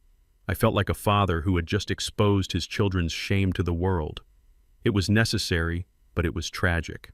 I looked at the picture of Esther on my desk. "I am sorry," I whispered to her, "but they left me no choice." My phone buzzed. It was a text from Kimberly. "You monster." I deleted it. The smear campaign was over. The truth was out. They had tried to bury me with lies, but they forgot one thing. I am the one who moves the earth. The courtroom smelled of floor wax and stale anxiety. It was a smell I had known well in my early days when I had to fight for permits and zoning rights. But today the air felt different. It felt heavy with the specific kind of sadness that comes when a family destroys itself in public. I sat at the defense table next to Althea. She was calm, shuffling her papers with the precision of a card dealer. On the other side of the aisle sat Terrence. He looked terrible. His arm was in a sling and his face was gaunt. He had shaved his head trying to look tough, but he just looked exposed. Kimberly was not there. She had read the wind and knew which way the tree was falling. She was likely at home packing her bags. The judge was an older man named Judge Reynolds. He had deep lines around his mouth and eyes that had seen too many lies. He looked at Terrence's lawyer, a young man in a shiny suit who was trying too hard to sound important. "Your Honor," the lawyer began, "my client Terrence Stone has dedicated the prime years of his life to the Stone family legacy. He was raised with the expectation of inheritance. He contributed emotionally to the stability of the household, which allowed Mr. Lionel Stone to focus on his business. We are asking for $5 million in retroactive adoptive support and lifestyle maintenance. We argue that Mr. Stone created a verbal contract of care that he has now breached maliciously." I listened to the words. Lifestyle maintenance, emotional contribution. They were fancy words for greed. Terrence sat there nodding, believing his own lie. He really believed that existing in my house was a job that required a salary. Judge Reynolds looked over his glasses at me. "Mr. Stone, do you have anything to say before I render a judgment on this motion?" Althea touched my arm. She signaled that I could let her handle it, but I shook my head. This was not a legal argument. This was a moral one. I stood up. My knees popped in the quiet room. I walked to the witness stand and took the oath. I sat down and looked at Terrence. He would not meet my eyes. "Your Honor," I said. My voice was low and gravelly. "I have heard a lot about expectations today. I have heard a lot about what my son thinks he is owed. He talks about the Stone legacy like it is a pot of gold that I found at the end of a rainbow. He talks about the chairman's seat like it is a throne." I paused, taking a deep breath. The memory of the chair at the head of the dining table filled my mind. "That chair is made of white oak," I continued. "I built it myself in 1982. I built it at night after working 14-hour shifts driving a flatbed truck from Detroit to Chicago. I sanded that wood until my fingers bled because I wanted something beautiful for my wife. I wanted a place where the head of the family could sit and rest." I looked at the judge. "My son thinks that sitting in that chair makes you a king. He thinks it gives you the right to order people around and drink expensive scotch. But he does not know what that chair actually is. That chair is a waiting room." I leaned forward, gripping the railing of the stand. For 30 years I sat in that chair and worried. I worried about payroll. I worried about the price of diesel. I worried about the drivers who were out on the road in ice storms while their families slept. I sat in that chair and read safety reports about jackknife trailers. I sat in that chair and balanced ledgers that were bleeding red ink during the recession. I turned to Terrence. "You talk about contributing to the family, Terrence. Let me tell you about contribution. Contribution is missing your 10th birthday because I was stuck in a blizzard in Ohio trying to deliver a load of steel so we could pay the mortgage. Contribution is eating cold sandwiches at a truck stop on Thanksgiving because if I stopped driving, the company would go under. Contribution is coming home with grease under my fingernails that no amount of scrubbing could remove and hugging you even though my back felt like it was on fire." Terrence shifted in his seat. He looked down at the table. "You want the seat, Terrence," I said. "You want the title. But you do not want the weight. You see the polished wood, but you do not see the splinters. You see the bank account, but you do not see the sleepless nights. You pushed me down because you thought I was weak.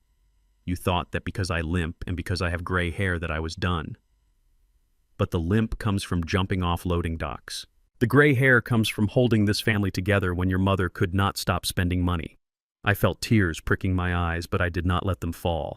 I was not crying for myself. I was crying for the wasted potential of the man sitting across from me. "You say I owe you a lifestyle," I said, my voice rising slightly.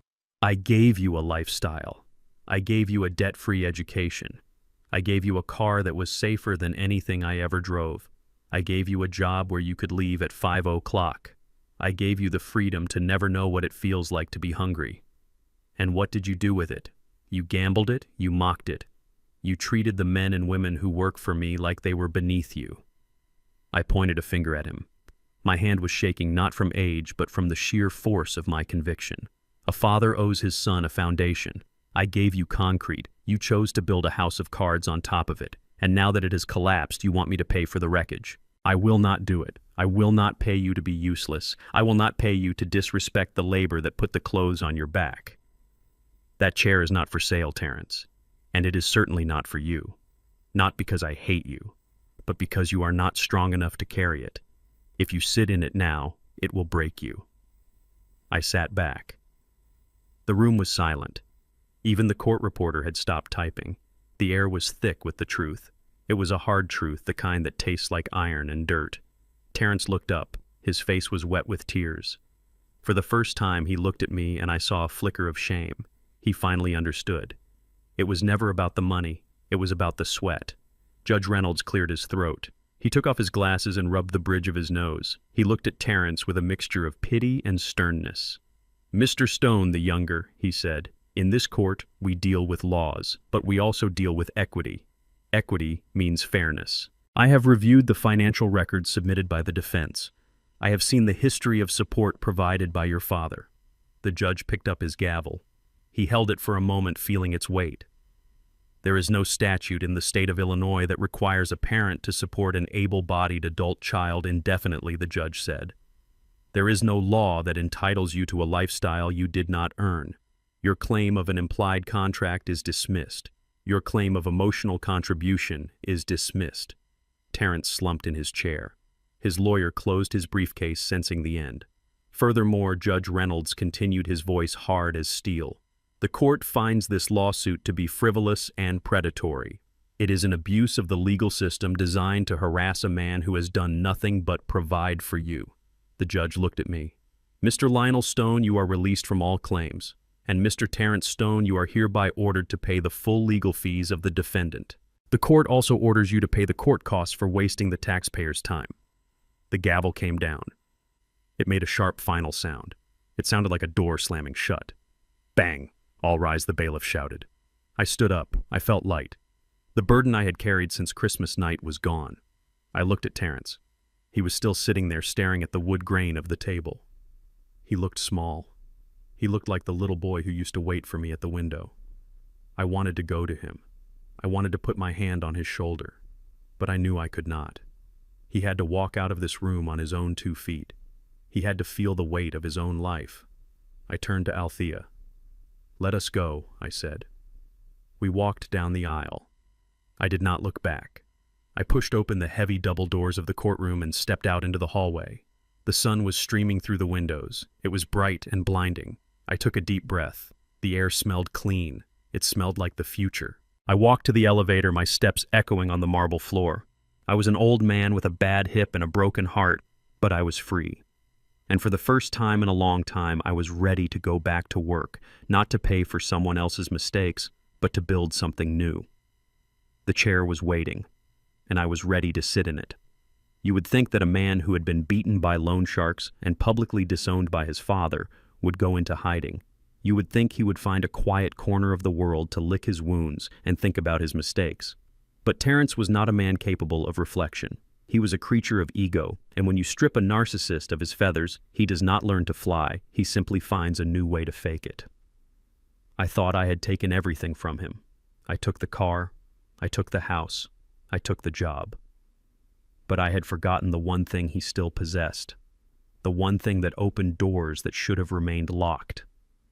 My name. 3 weeks after the trial, I received a phone call from a woman named Mrs. Higgins. She was the widow of one of my first drivers, a good man who died of a heart attack 10 years ago. I had kept her on the company pension plan because it was the right thing to do. Her voice on the phone was shaking. "Mr. Stone," she said, "I do not mean to bother you, but I was wondering when the first dividend check from the new expansion fund would arrive. Terrence said it would be here by the 1st of the month." I felt the blood in my veins turn to ice. "What expansion fund, Mrs. Higgins?" I asked, keeping my voice calm.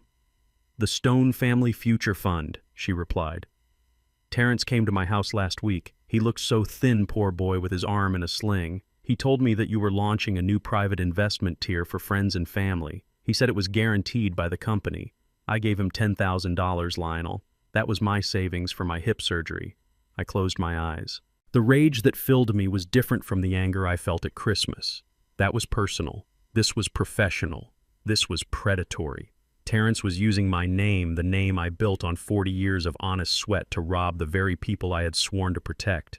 He was out there wearing cheap suits and flashing an old business card, selling a lie. I told Mrs. Higgins I would handle it. I told her I would send her a personal check for the $10,000 that afternoon. I hung up the phone and I did not scream. I did not throw anything. I simply realized that I had to kill the ghost. I went to Althea's office. I did not make an appointment.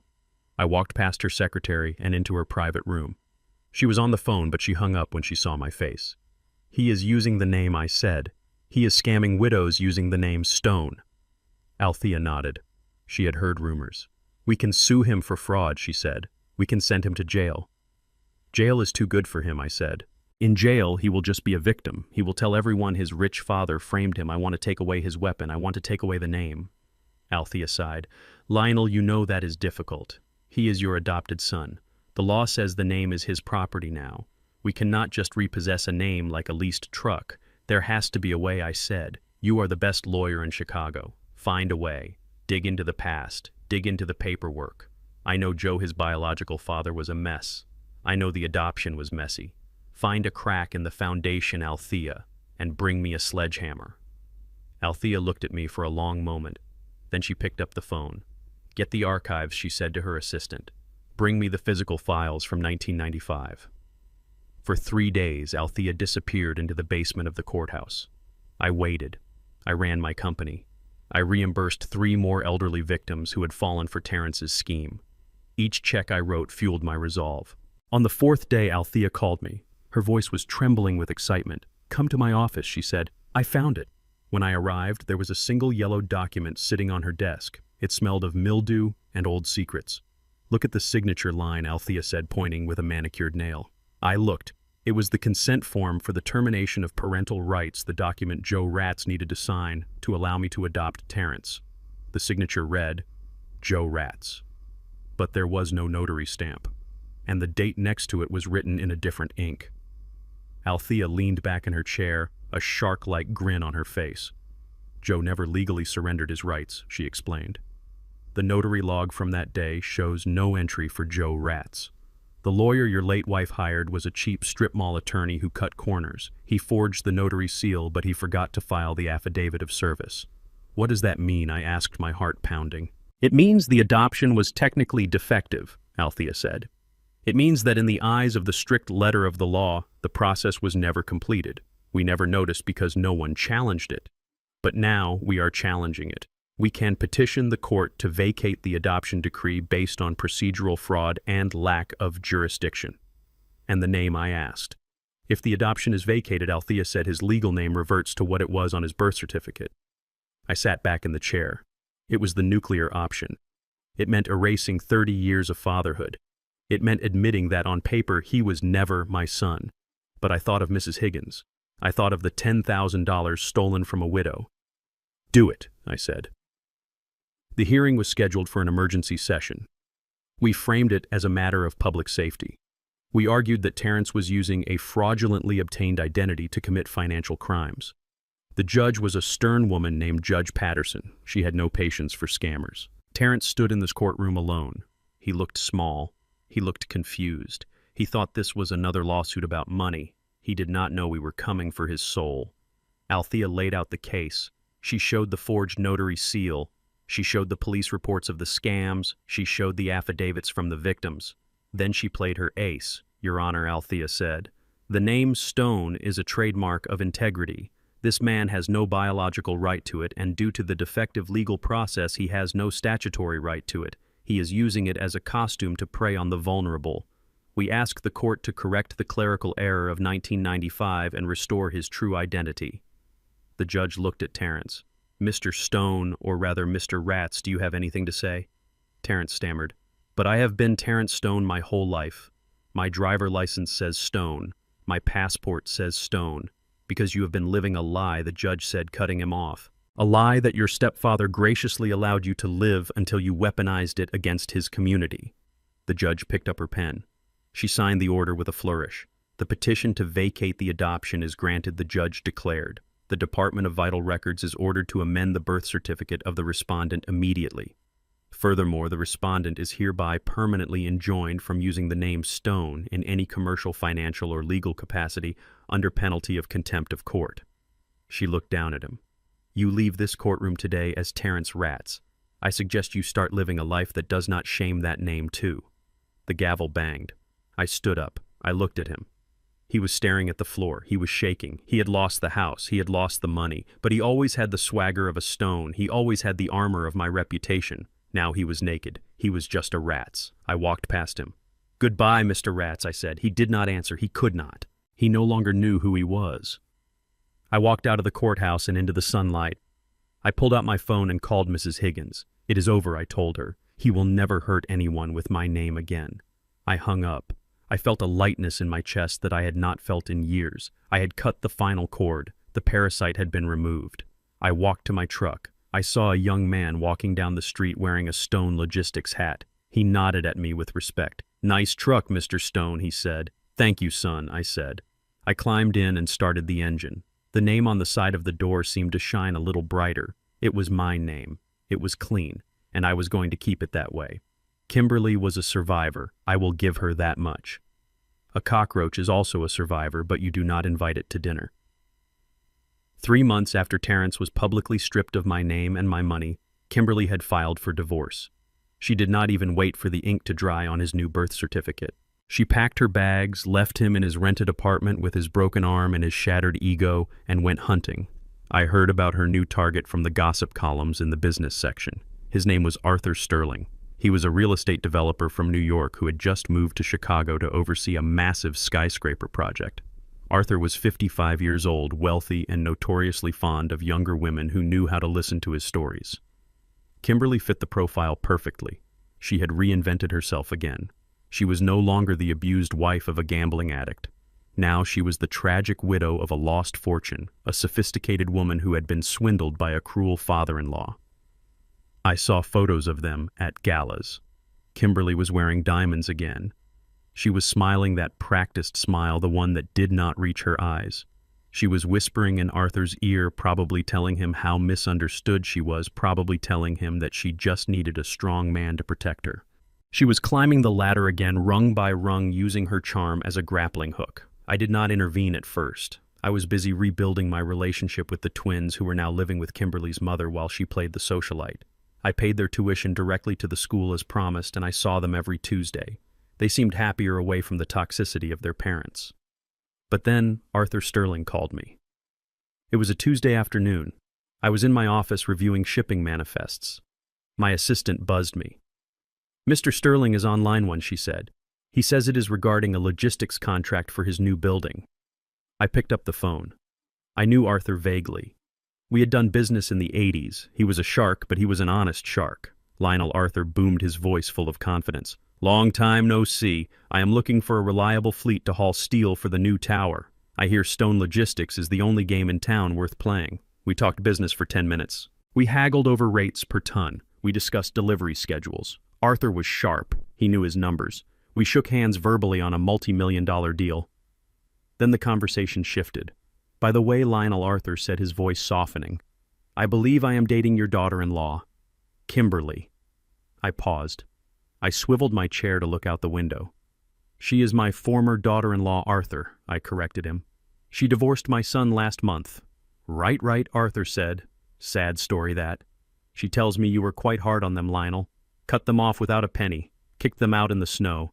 I have to say it does not sound like the Lionel Stone I know.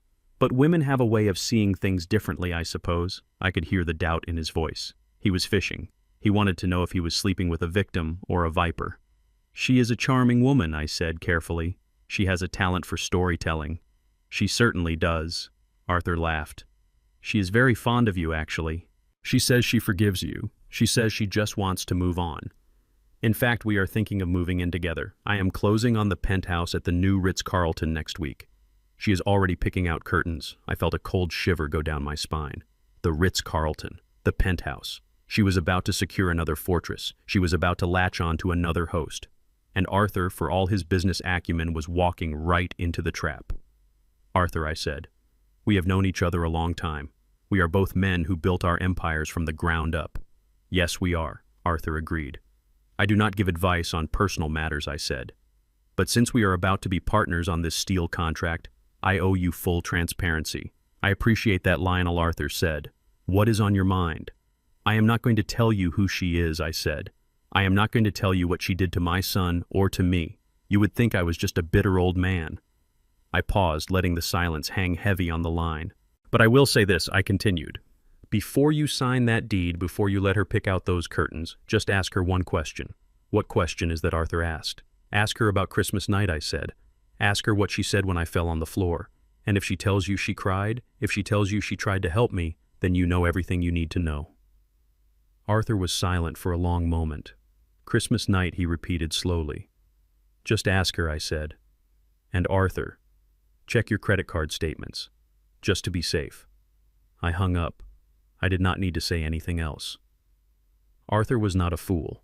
He was a man who looked for cracks in the foundation. I had just pointed out a fissure. 2 days later, the news broke. It was not in the business section this time. It was in the society pages. "Arthur Sterling dumps mystery girlfriend after public row at Le Colonial. According to the witnesses, they were having dinner. Arthur asked her a question. Kimberly started crying. Arthur checked his phone, probably looking at a bank alert. Then he stood up. He did not yell. He simply signaled the waiter to bring the check for his half of the meal. He left her sitting there with a bottle of Dom Perignon that she could not pay for. The fallout was swift and brutal. Arthur did not just break up with her. He evicted her. Apparently she had been staying in his corporate apartment while waiting for the penthouse. He had the locks changed within an hour. Her clothes, including the fur coats and the designer dresses, were left in bags with the doorman. Kimberly had burned her bridges with me. She had burned her bridges with Terrence. Now she had burned her bridges with the only other man in Chicago rich enough to support her delusions. I drove by her mother's house a week later. It was a small, run-down bungalow on the edge of the city in a neighborhood where the streetlights flickered and the sidewalks were cracked. It was the house Kimberly had spent her whole life trying to escape. I saw her car in the driveway. It was not the Range Rover. That had been repossessed months ago. It was a 10-year-old Honda Civic with a dent in the bumper. I saw Kimberly coming out of the house. She was wearing a red vest, a uniform. She was holding a name tag. She looked tired. The glamour was gone. The makeup was gone. She looked like a woman who had finally met reality. I slowed my truck down. Our eyes met for a split second. She did not glare at me. She did not scream. She just looked down at her shoes. It was a look of total defeat.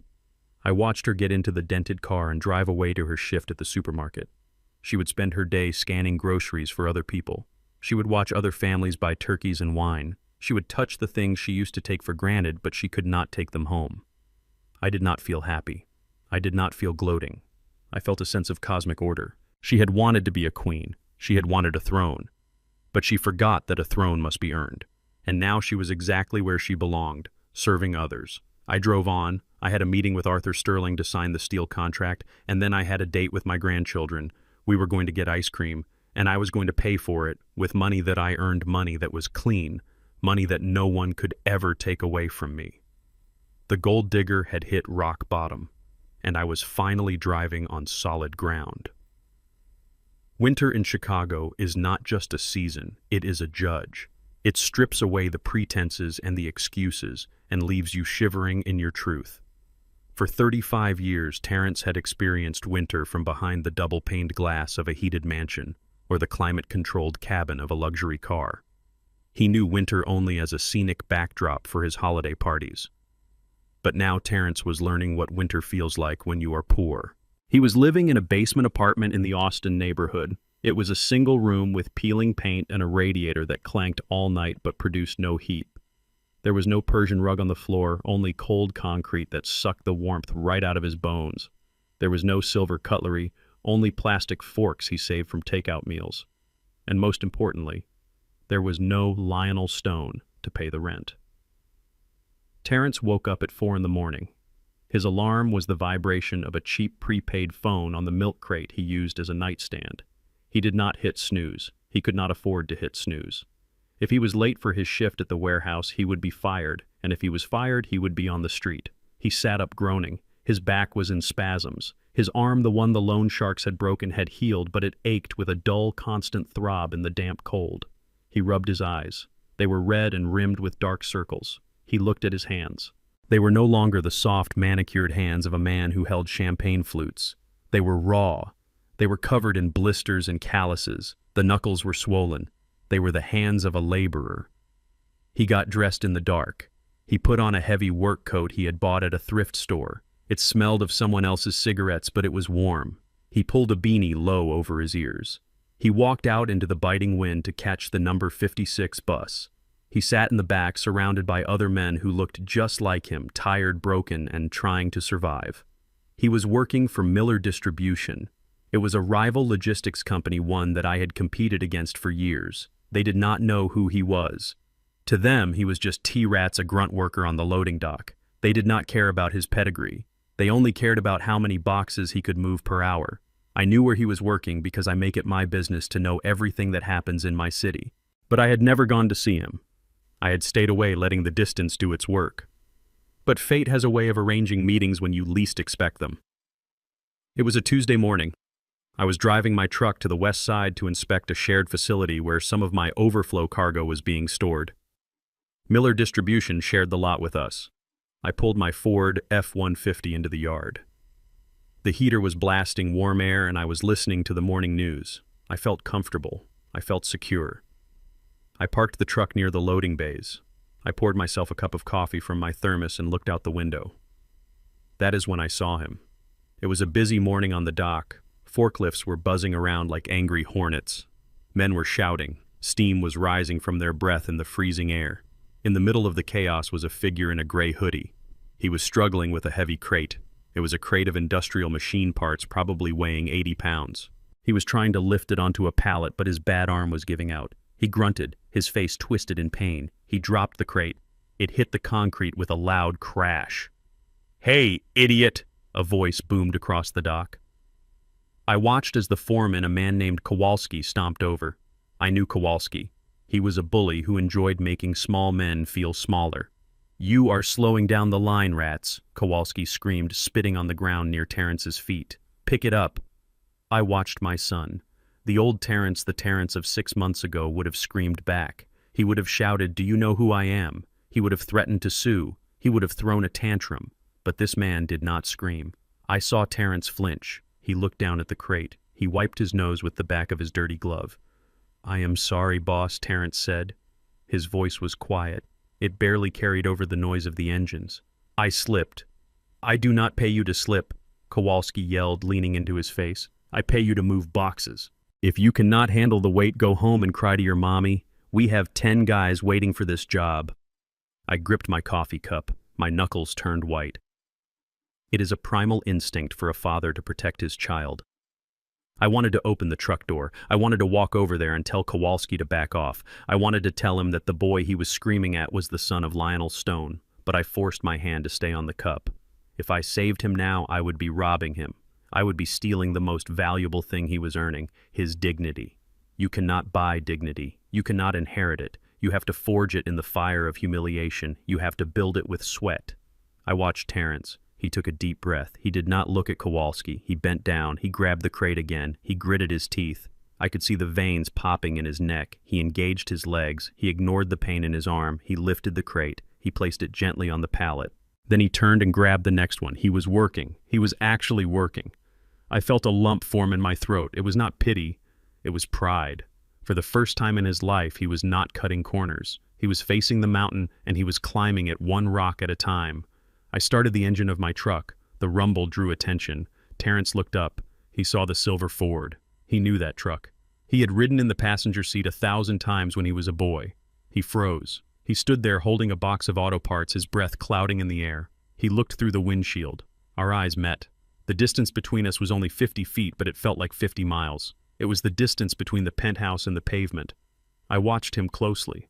I waited for the reaction. I waited for him to drop the box and run over to me. I waited for him to bang on the window and beg for a loan.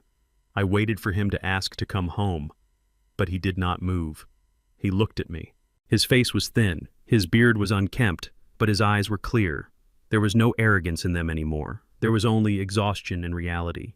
He looked at his father, the man he had pushed down, the man he had disowned, the man he had tried to rob, and then he did something that broke my heart and healed it at the same time. He lowered his head. It was not a bow of submission. It was a nod of acknowledgement. He was telling me that he understood. He was telling me that he knew why he was there. He was telling me that he was not going to ask for a rescue. He turned away from me. He turned back to the pallet. He lifted the box and stacked it. He went back to work. He chose the work over the handout. I sat there for a moment feeling the tears burn my eyes. I had been hard on him. I had destroyed his life. I had stripped him naked in front of the world. But in doing so, I had finally given him the chance to become a man. I put the truck in reverse. I nodded back at him even though his back was turned. "Keep going, son," I whispered to the empty cab. "Keep lifting." I rolled up the window, shutting out the cold and the noise. I backed out of the yard. I drove away, leaving him there in the cold, leaving him under the shouting of the foreman, leaving him to his pain. It was the hardest thing I had ever done. It is easy to give a child everything they want. It is impossibly hard to let them struggle for what they need. I drove back to my office. I walked in and sat in the chairman's seat. The wood felt solid against my back. I pulled out a piece of paper. I picked up my pen. I wrote a note to my lawyer, Althea. "Keep an eye on him," I wrote. "Do not intervene. Do not give him money. But make sure he has medical insurance. Pay the premium anonymously." I folded the note. He was not ready to come home yet. He might never be ready. But today I saw a glimmer of iron in his spine, and iron is what holds the world together. I looked out the window at the gray sky. "You are doing it, Terrence," I thought. "You are finally doing it." And for the first time since Christmas, I did not feel like I had lost a son. I felt like I was watching one being born. It has been exactly 365 days since the gravy boat shattered on the floor. The calendar on the wall says December 25th. The snow outside is falling just as hard as it did last year, covering Chicago in a blanket of white silence. But inside the house, everything has changed. The air does not smell like expensive perfume and hidden resentment anymore. It smells like soul food. It smells like roasted ham and collard greens and cornbread. It smells like the kind of dinner I used to eat before I had money, when the only thing that filled the room was love. I stood at the head of the dining table, the same oak table, the same high-backed chair. But looking around the room, I did not see people waiting for me to die. I saw Frank, the security guard who had stood by me when the world turned its back. He was wearing a Santa hat and laughing with Maria, my housekeeper. I saw Althea, my lawyer, who had fought like a lioness to protect my name. She was holding a glass of wine and telling a story about her law school days. I saw Mrs. Higgins, the widow Terrence had tried to swindle, sitting by the fireplace knitting a scarf. This was my family. There was not a drop of blood shared between us, but there was something stronger. There was loyalty. There was respect. These were the people who had built Stone Logistics alongside me. These were the people who cared about Lionel the man, not Lionel the bank account. I tapped my glass with a spoon. The room went quiet, but it was not the fearful silence of last year. It was a warm, attentive silence. "I want to propose a toast," I said. My voice was steady. "Last year I stood in this spot and I felt like the poorest man in the world despite my millions. I felt alone. But tonight, looking at all of you, I realize that I am finally rich." Frank raised his glass. To the chairman, he shouted. To the chairman, everyone echoed. I sat down in my chair. The wood felt solid against my back. For the first time in decades, I did not feel the weight of the company pressing down on my shoulders. I just felt the support. I ate my dinner surrounded by laughter. No one asked for a loan. No one asked about the will. We just talked about football and the weather and the old days on the road. It was the best Christmas dinner I had ever tasted. The next morning the house was quiet again, but not empty. I walked out to the garage, which I had converted back into a wood shop. The smell of sawdust and varnish filled the air. It was a clean, honest smell. Leo and Maya were already there. My twin grandchildren were wearing oversized denim aprons that I had bought for them. They were 8 years old now. They had grown so much in the last year. Living with their grandmother in a smaller house had been good for them. They were more polite. They were more grounded. They no longer expected the world to be handed to them on a silver platter. Grandpa Leo asked, holding up a piece of sandpaper, "Is this smooth enough yet?" I walked over and ran my thumb across the piece of pine wood he was working on. It was a leg for a small stool we were building together. "Not yet, Leo," I said gently. "Close your eyes. Use your fingers. If you can feel a bump, the paint will feel a bump. You have to sand until it feels like glass." Maya was working on the seat. She was struggling with the drill. It was heavy for her small hands. "Here, let me show you," I said. I knelt down beside her. My bad knee popped, but I ignored it. I put my large, rough hand over her small, soft one. "Do not force it, Maya," I said. "Let the tool do the work. You just guide it. If you push too hard, you split the wood. It is like life. You have to be patient." She nodded, her eyes focused and serious.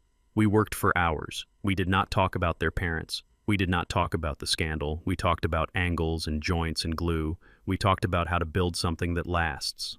When the stool was finished, it was a little crooked.